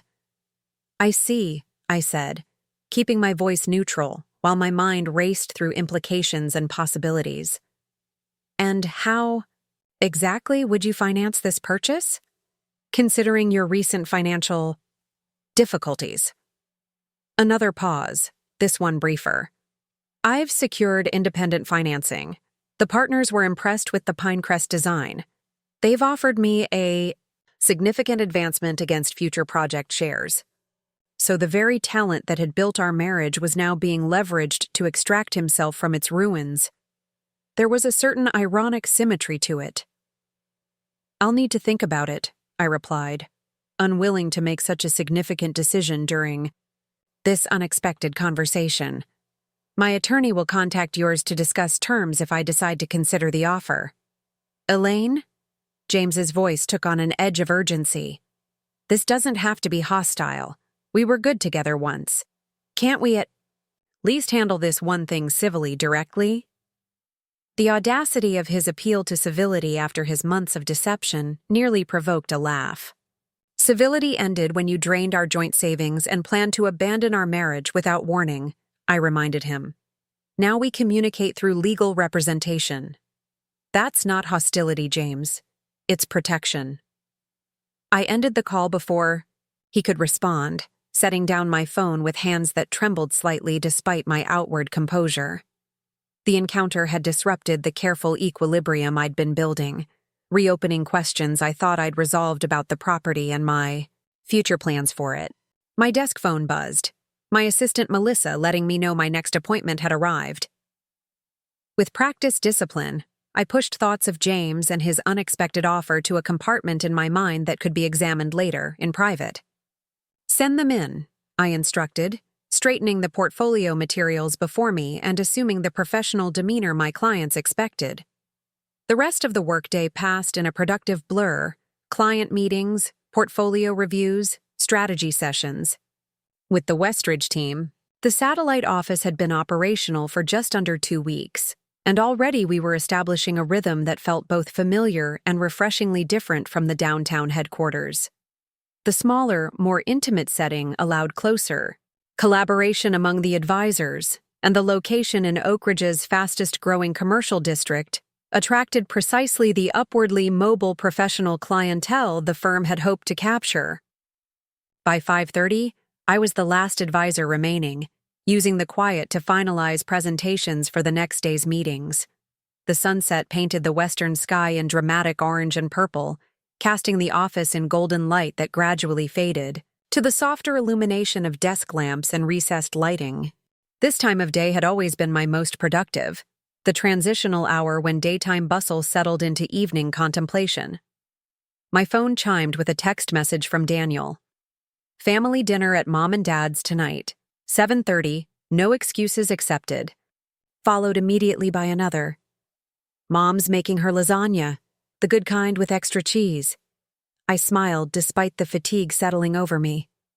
My family had been a constant presence since the confrontation, checking in daily, inviting me to dinners, stopping by the townhouse with thinly veiled excuses to ensure I wasn't drowning in solitude or self-pity. Their concern was touching, if occasionally smothering. I'll be there, I texted back, bringing wine. The family dinner ritual had taken on new significance in the weeks following my separation from James. No longer obligatory social gatherings. To maintain appearances of familial harmony, they had transformed into genuine sanctuaries, spaces where I could momentarily set aside the practical and professional concerns of rebuilding my life and simply exist as a daughter, a sister, and aunt to Daniel's children. I arrived at my parents' Victorian precisely at 7:30, bottle of Italian red in hand, to find the usual organized chaos of a Mitchell family gathering in full swing.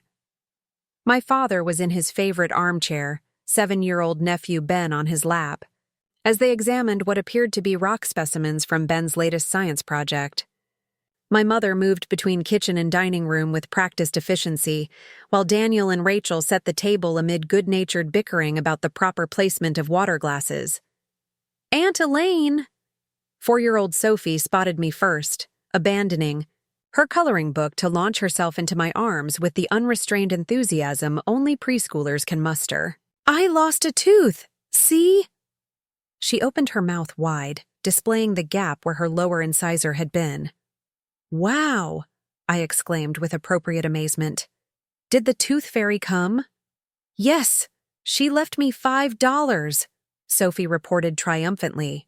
The domestic economy of tooth-to-cash exchange rates, having apparently experienced significant inflation since my childhood.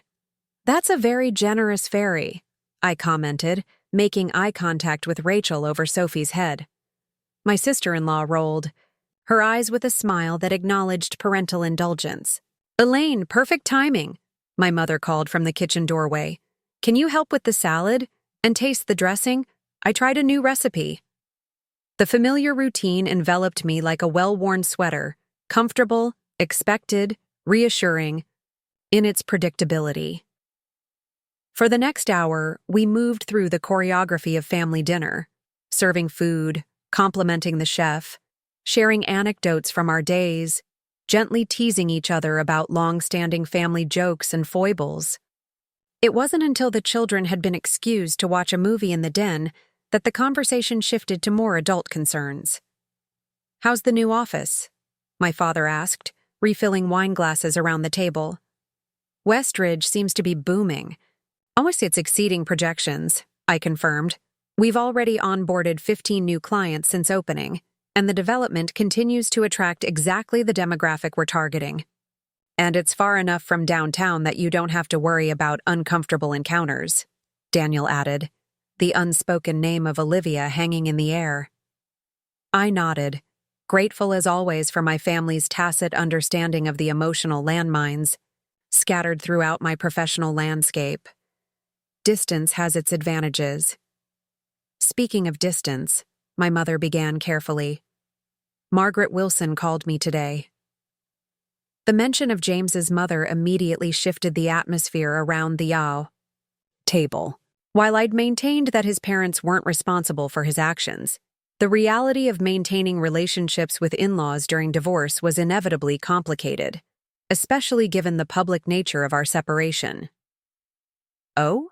I kept my tone neutral. "How is she?" "Struggling," my mother admitted.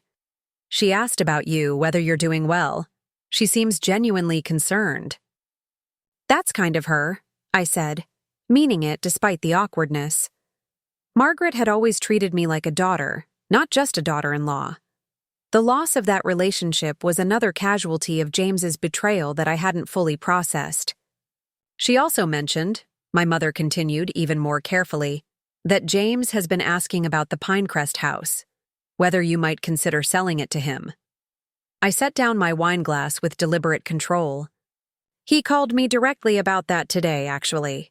"He what?" Daniel's protective instincts flared immediately.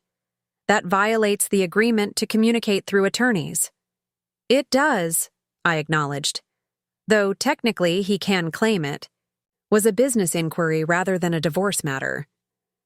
"What did you tell him?" Rachel asked.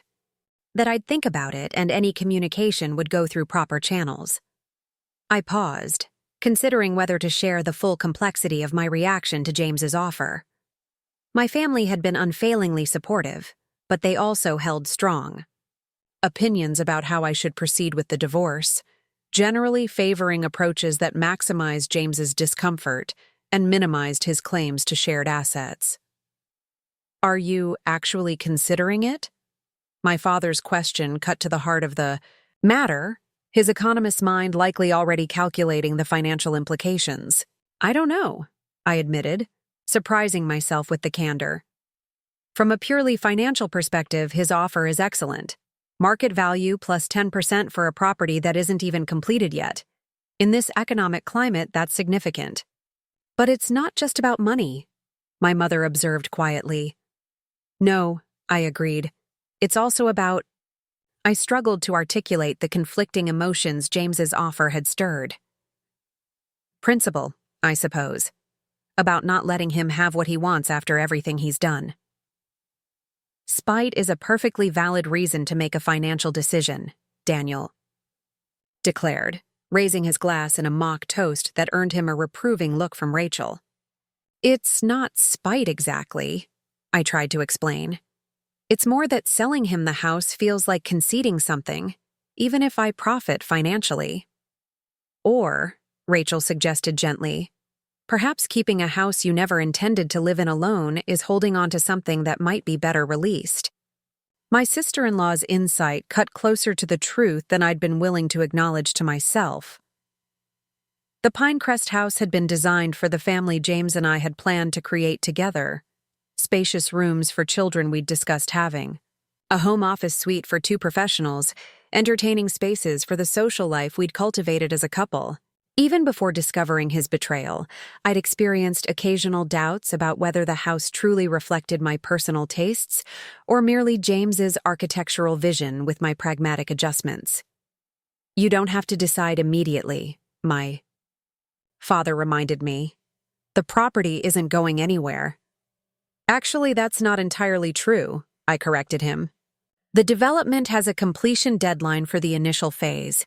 If I'm going to sell, sooner would be better than later to avoid potential complications with the homeowners association and developer requirements." Always the practical one. My mother smiled, though her eyes remained concerned. "But Robert's right. You have time to consider what's best for you, not just financially but emotionally. This house represents more than just square footage and design elements." The conversation shifted to other topics: Ben's upcoming science fair, my father's post-retirement consulting work, Rachel's promotion at the security firm, but James's offer lingered in my thoughts throughout the evening. By the time I declined dessert and prepared to leave, pleading early client meetings the next morning, I had reached at least a tentative decision. "I'm going to have Catherine draft a conditional acceptance of James's offer," I told my family as we gathered in the front hall, "with significant stipulations that protect my interests and acknowledge the unusual circumstances." Daniel looked ready to object, but Rachel placed a restraining hand on his arm. "That sounds like a thoughtful approach," she said. "What kind of stipulations are you considering?" "Financial safeguards, primarily," I explained. "Verification of his funding source, substantial non-refundable deposit, accelerated closing timeline, and a personal one. I want a formal acknowledgement that I had sole legal right to the property, not for public disclosure, but for my own peace of mind. I need him to explicitly recognize that this is a purchase, not a reclamation of something that was rightfully his." My father nodded approvingly.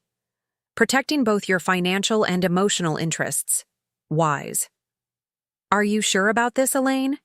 Daniel asked, his concern evident. "You fought so hard to keep that house from him." "I fought to keep him from taking it as part of his exit strategy with Olivia," I clarified. "That circumstance has changed. Now it's a business transaction that happens to benefit me financially while removing a complicated asset from my portfolio." "And removing a complicated emotional symbol from your life," my mother added perceptively. I smiled, acknowledging the truth in her observation. That, too. The drive back to my townhouse gave me time to further consider the implications of my decision. Selling the Pinecrest property to James would certainly generate considerable profit, providing capital for a new investment more aligned with my current circumstances. It would also eliminate the constant reminder of our shared plans and his betrayal. Yet some part of me still resisted surrendering the house I'd legally secured through careful planning and quick action. Dr. Abernathy, the therapist I'd been seeing weekly since the separation, would likely identify this as an attachment not to the house itself, but to the victory it represented. Tangible proof that I'd outmaneuvered James when he'd attempted to deceive me. Letting go of the property might require letting go of that narrative as well, moving from righteous vindication toward something more complex and ultimately more healing. By the time I reached home, I'd composed a mental outline of the email I would send Catherine in the morning, authorizing her to draft a conditional acceptance of James's offer with the stipulations I'd described to my family. The decision felt right. A strategic retreat that would ultimately advance my true objectives of financial security and emotional recovery. The townhouse was dark when I entered, having left in too much of a hurry that morning to program the lighting system James had insisted on installing last year. I moved through familiar spaces by memory, and the ambient glow of streetlights through uncovered windows, not bothering to illuminate rooms I wouldn't use before bed. In the kitchen, I filled a glass with water and leaned against the counter, considering the empty space where James's pretentious espresso machine had once dominated the countertop. I'd never particularly liked the complicated device, preferring a simple French press for my morning coffee, but had accepted its presence as one of the many compromises that constituted married life. Now, with each passing day, I was rediscovering preferences and habits I'd gradually suppressed to accommodate James's stronger personality. Some were trivial, leaving shoes by the door, sleeping with the bedroom window cracked even in winter, using colorful coffee mugs instead of the precision-matched white set James had insisted upon.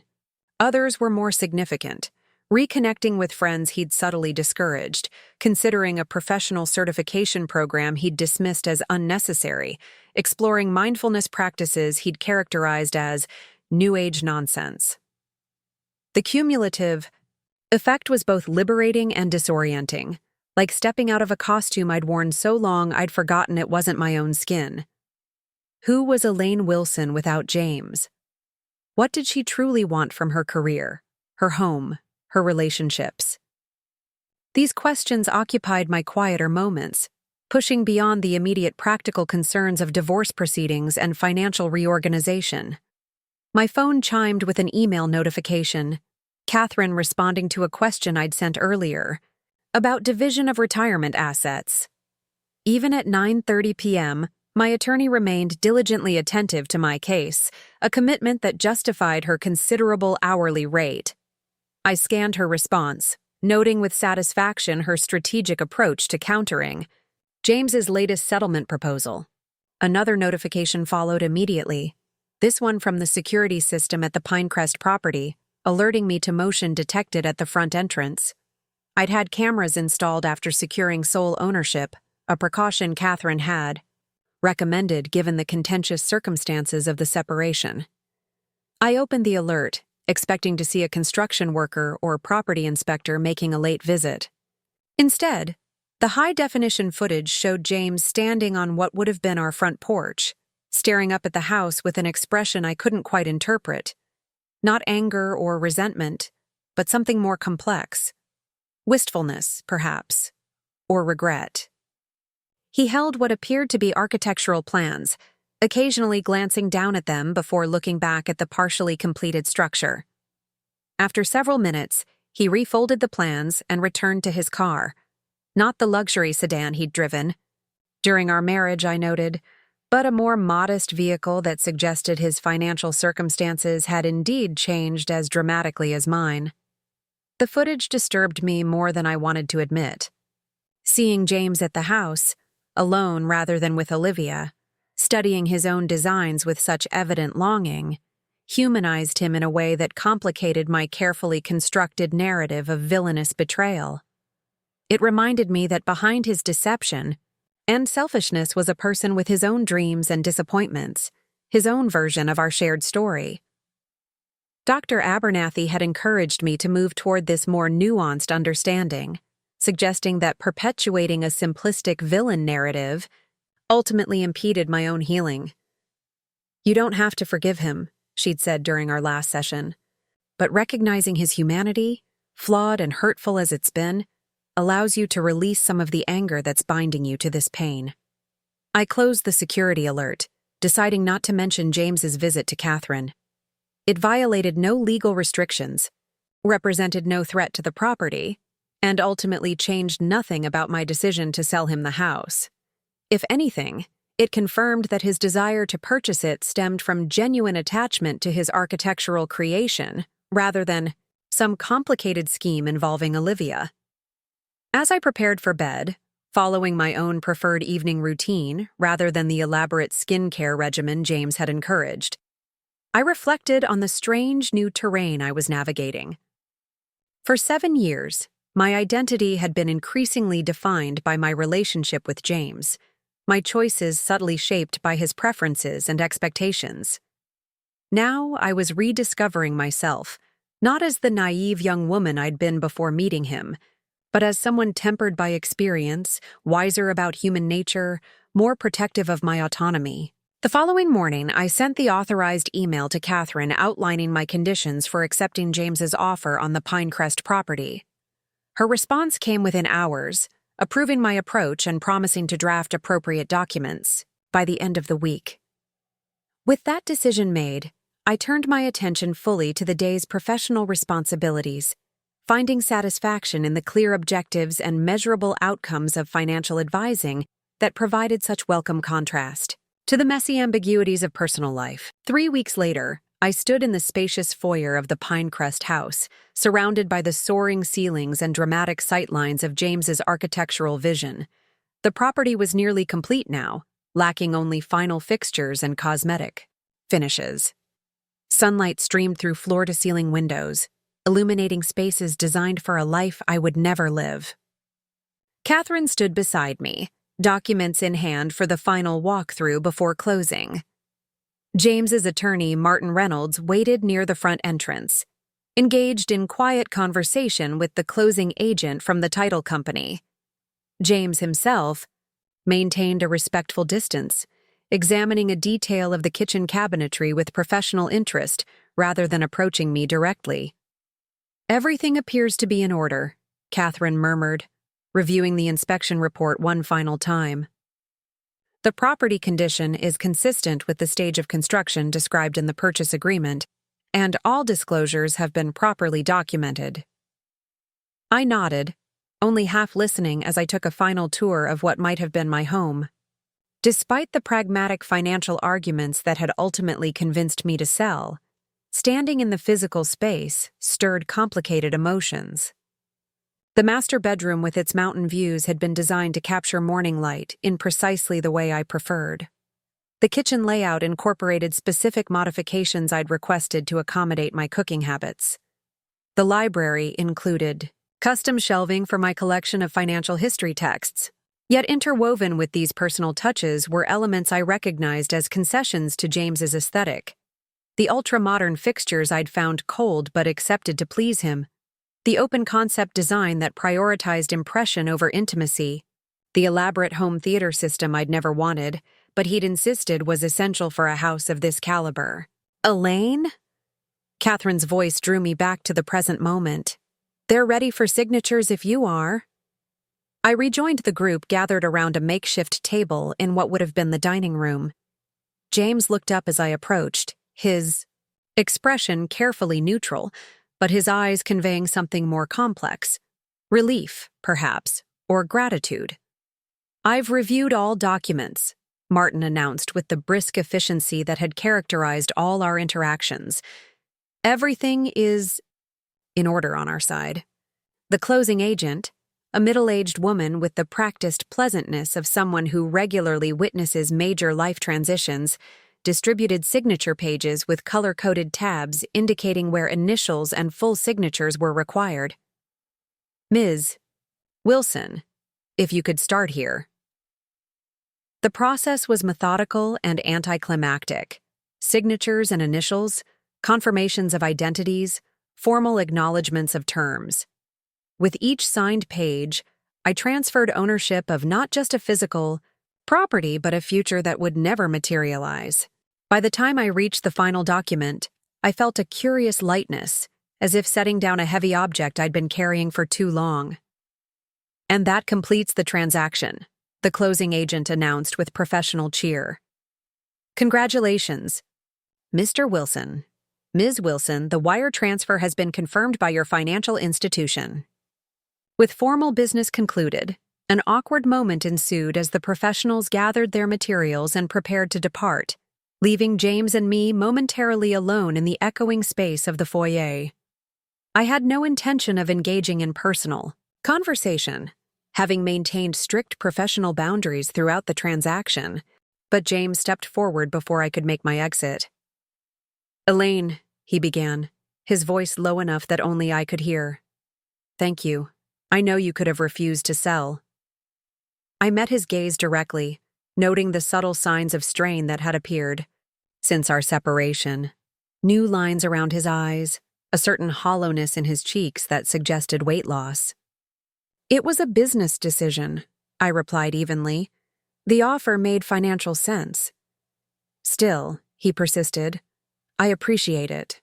This house." He glanced around at his creation. "It means more to me than I can explain." "I understand that now," I acknowledged, surprising myself with the candor.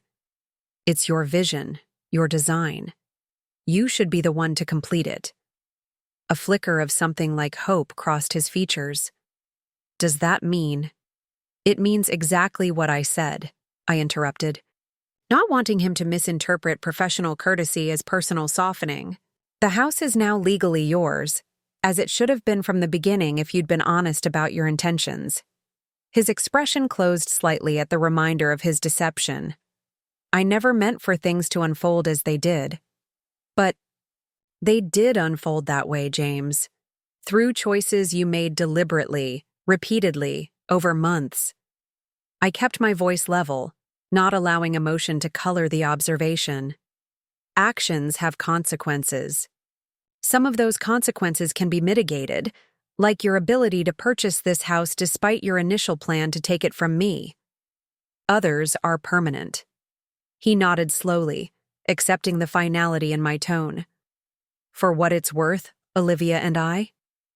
He hesitated, apparently reconsidering whatever he'd been about to say. Well, that's not relevant anymore. So they had separated, as I'd suspected from his solitary visit to the property. I felt no satisfaction in this confirmation, only a weary recognition of patterns I'd observed in other divorces. The relationship that began in deception rarely survived the harsh light of reality once the excitement of forbidden connection faded. No, I agreed. It isn't relevant. Not to me, and not to this transaction. I extended my hand formally, concluding our business with the professional courtesy I would show any client. Goodbye, James. I wish you well with the house. He accepted, the handshake with visible surprise, perhaps having expected continued hostility rather than this detached civility. Thank you, Elaine. I wish you. He seemed to struggle for appropriate words. Happiness. Whatever that looks like for you now. Catherine appeared at my side, effectively ending the exchange. Ready? She asked, car keys already in hand.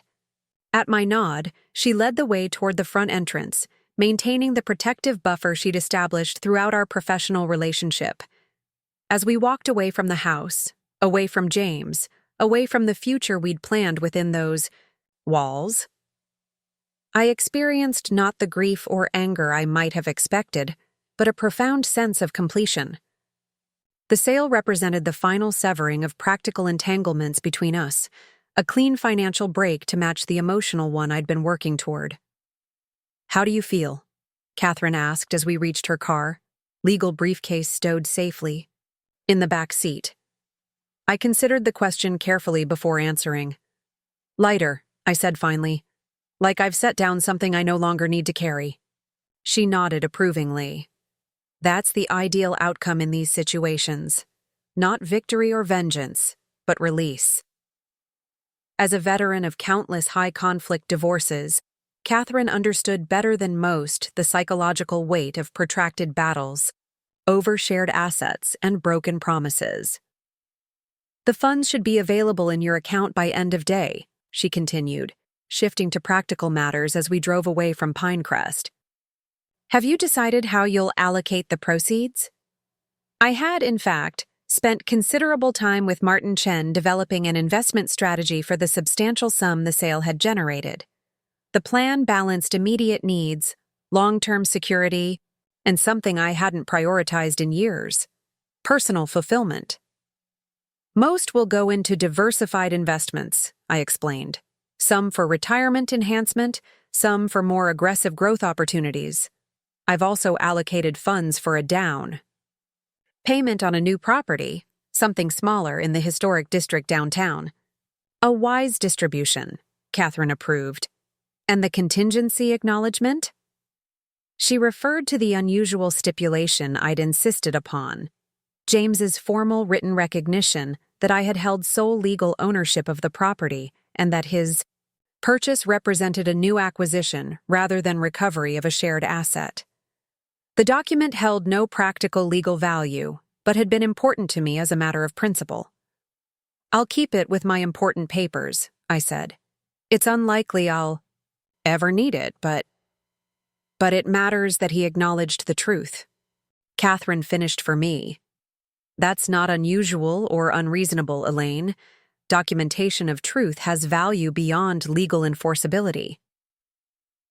As we navigated back toward downtown Oak Ridge, I gazed out the window at neighborhoods transitioning from the ultra-modern developments of Pinecrest to the established character of older districts.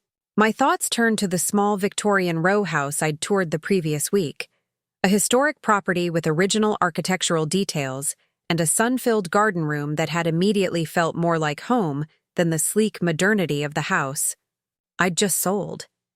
The row house needed considerable updating and lacked the impressive scale of the Pinecrest property, but its character resonated with aspects of myself I was rediscovering: appreciation for history and craftsmanship, desire for intimacy rather than ostentation, comfort with imperfection and the evidence of time's passage.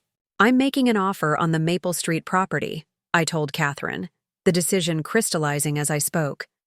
The full asking price, with flexibility on timing to accommodate the current owner's needs.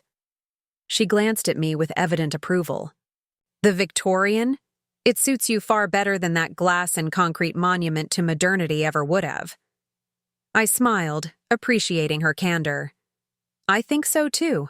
It's a place I can imagine growing into, not one I'll need to grow to accommodate." "That's the wisdom that comes from experiences like yours," she observed, "learning the difference between what impresses others and what truly nurtures you." As we reached downtown, the familiar skyline of Oak Ridge rising against the afternoon sky, I felt a surge of anticipation that had nothing to do with the professional achievements or social status that had once defined my goals. The future stretching before me, uncertain but authentically mine, offered possibilities I was only beginning to imagine. The sale of the Pinecrest house hadn't just generated financial capital, it had created space for a different kind of investment in myself, in my redefined values, in a life designed around my genuine preferences rather than compromises that had gradually eroded my sense of self. James had his architectural monument, built according to his vision, but emptied of the relationship that was supposed to fill it. I had something far more valuable: the freedom to create a life that reflected my authentic self, not distorted by someone else's expectations or betrayed by someone else's deception. As we pulled up to my office building, Catherine turned to me with an unusually personal observation. "You know, in 15 years of practice, I've seen hundreds of clients navigate divorce. The ones who truly thrive afterward aren't those who win the biggest settlements or exact the most satisfying revenge. They're the ones who reclaim their stories, who refuse to be defined by betrayal or loss, who build something new that honors who they've become through the experience." Her words resonated with the journey I'd been navigating, from shock and anger through strategic self-protection to this emerging sense of possibility. The confrontation at my parents' garden party, so carefully planned to expose James's betrayal, had been only the first step in a much longer process of reclamation. "I'm working on it," I told her with genuine optimism. "One decision at a time."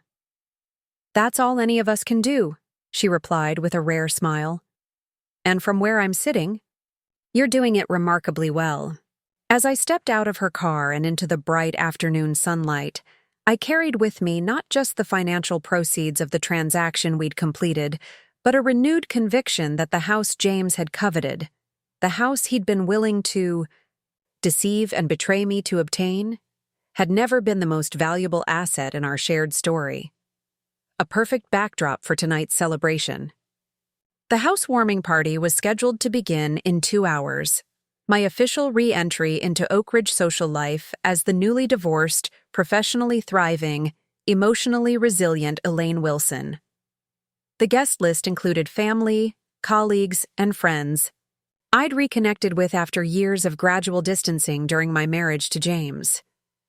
"Are you nervous?" Sophia asked, perceptive as always about the undercurrents beneath my composed exterior.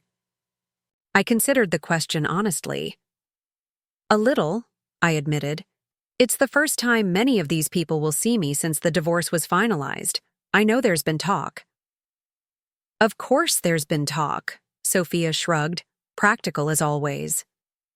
People love drama, especially when it involves someone as put together as you, publicly unraveling a cheating spouse's deception. But anyone who matters knows you've handled everything with remarkable grace. Grace might be an overstatement. I smiled, remembering the very public confrontation at my father's retirement party. Strategic vengeance, perhaps. Justifiable consequences, Sophia corrected, raising her glass in a toast. To new beginnings in old houses.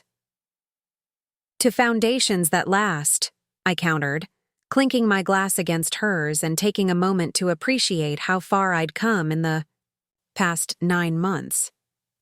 The divorce had been finalized 4 months earlier, with surprisingly little conflict once the Pinecrest property was removed from contention. James had been fair, even generous, in the division of our remaining assets, perhaps out of guilt, or perhaps recognizing that protracted legal battles would benefit neither of us.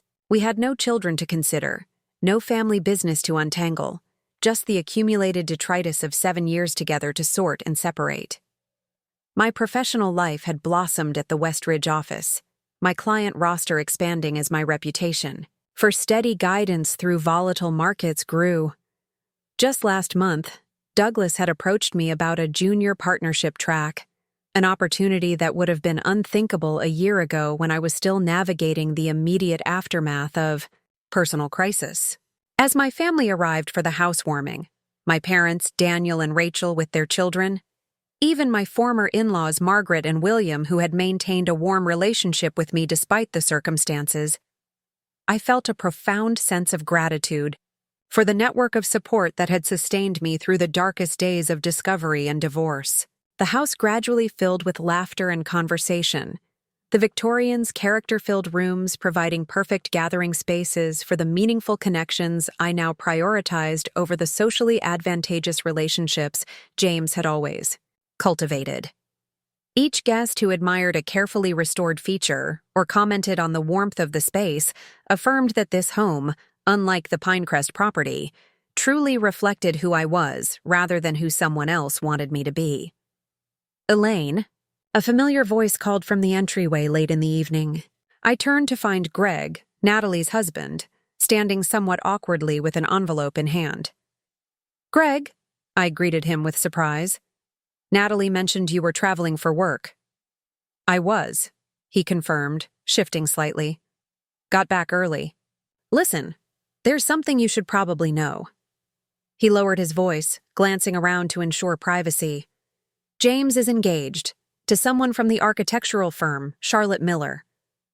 The news landed with surprising gentleness, like an expected letter finally arriving after its contents have already been anticipated and processed. "I see," I said simply. "That seems rather quick." 4 months, Greg confirmed. "Natalie didn't want to tell you tonight. Thought it might spoil your housewarming, but I figured you'd rather hear it from family than through gossip." I appreciated his consideration, though the information itself created barely a ripple in my emotional landscape. "Thank you for telling me, and you're right. Better to hear it directly." After Greg rejoined the party, I took a moment alone in the kitchen, assessing my reaction to James's news. 9 months ago, this would have devastated me. Now, I felt only mild curiosity about the woman who would occupy the Pinecrest house with him, completing the vision he'd designed for a different future. "Everything okay?" Sophia appeared in the doorway, her intuition for emotional undercurrents as reliable as ever. "James is engaged," I informed her, keeping my voice neutral, "to someone from his firm." Sophia's eyebrows shot up in surprise. "Well, that was fast. Are you all right?" "Yes," I said after careful consideration. "I genuinely am. It's like hearing news about a distant acquaintance. Interesting information, but not personally significant." "That's healthy," Sophia observed, studying me for signs of hidden distress, and apparently finding none. "Though I wouldn't judge you if you felt like breaking something." I laughed, appreciating her unwavering support. "I've done enough breaking and rebuilding this year. I'm ready for the construction phase of life, rather than the demolition." As the evening continued, I moved through rooms filled with people who had witnessed my journey from betrayal to rebuilding, each conversation affirming that the connections that truly mattered had not only survived, but strengthened through the crisis. My parents beamed with evident pride at my resilience. Daniel raised a quiet toast to my epic comeback, and even Margaret Wilson embraced me with genuine affection, our relationship having evolved into something new but still valuable. By midnight, as the last guests departed and I began the satisfying process of restoring order to my home, I felt a profound sense of completion. The Victorian house around me, with its solid foundation, carefully preserved character, and thoughtfully updated systems, mirrored my own transformation over the past year. James had his dream house in Pinecrest, built to his exact specifications and soon to be shared with his new fiancée. I had something infinitely more valuable, a life authentically mine, shaped by conscious choice rather than compromise or convention, rich with connections that had withstood the ultimate test of crisis. The husband who spent our savings on his girlfriend had inadvertently given me something priceless: the opportunity to discover who I truly was beyond the constraints of a relationship that had gradually diminished rather than enhanced my authentic self. The dream house he'd coveted had become the instrument of my financial security and his eventual accountability. Standing in the quiet of my living room after everyone had gone, I gazed at the fireplace I'd uncovered beneath layers of modern drywall, a hidden gem from the home's original construction, now restored to its proper place as the heart of the space. Like that fireplace, my authentic self had been gradually covered over during years of marriage to James, my preferences and passions layered beneath compromises that eventually obscured who I truly was. The process of restoration, both of the house and of myself, had been laborious and at times painful, requiring careful removal of accumulated damage, assessment of structural integrity, and patient rebuilding with materials that honored original character while ensuring future stability. But the result was something far more valuable than the sleek modernity of the Pinecrest house had ever been: a home that reflected genuine history, embraced imperfection as evidence of resilience, and created space for authentic connection rather than impressive display. As I extinguished lights and prepared for the evening's end, I caught my reflection in the antique mirror I'd rescued from an estate sale and lovingly restored. The woman who gazed back appeared simultaneously familiar and transformed, like the Victorian house itself, original character preserved while structural improvements created something more solid and sustainable. The dream house had never really been the point. The true prize was the life I now claimed as exclusively, authentically mine, built on a foundation of self-knowledge that no betrayal could ever again undermine. Up next, you've got 2 more standout stories right on your screen. If this one hit the mark, you won't want to pass these up. Just click and check them out.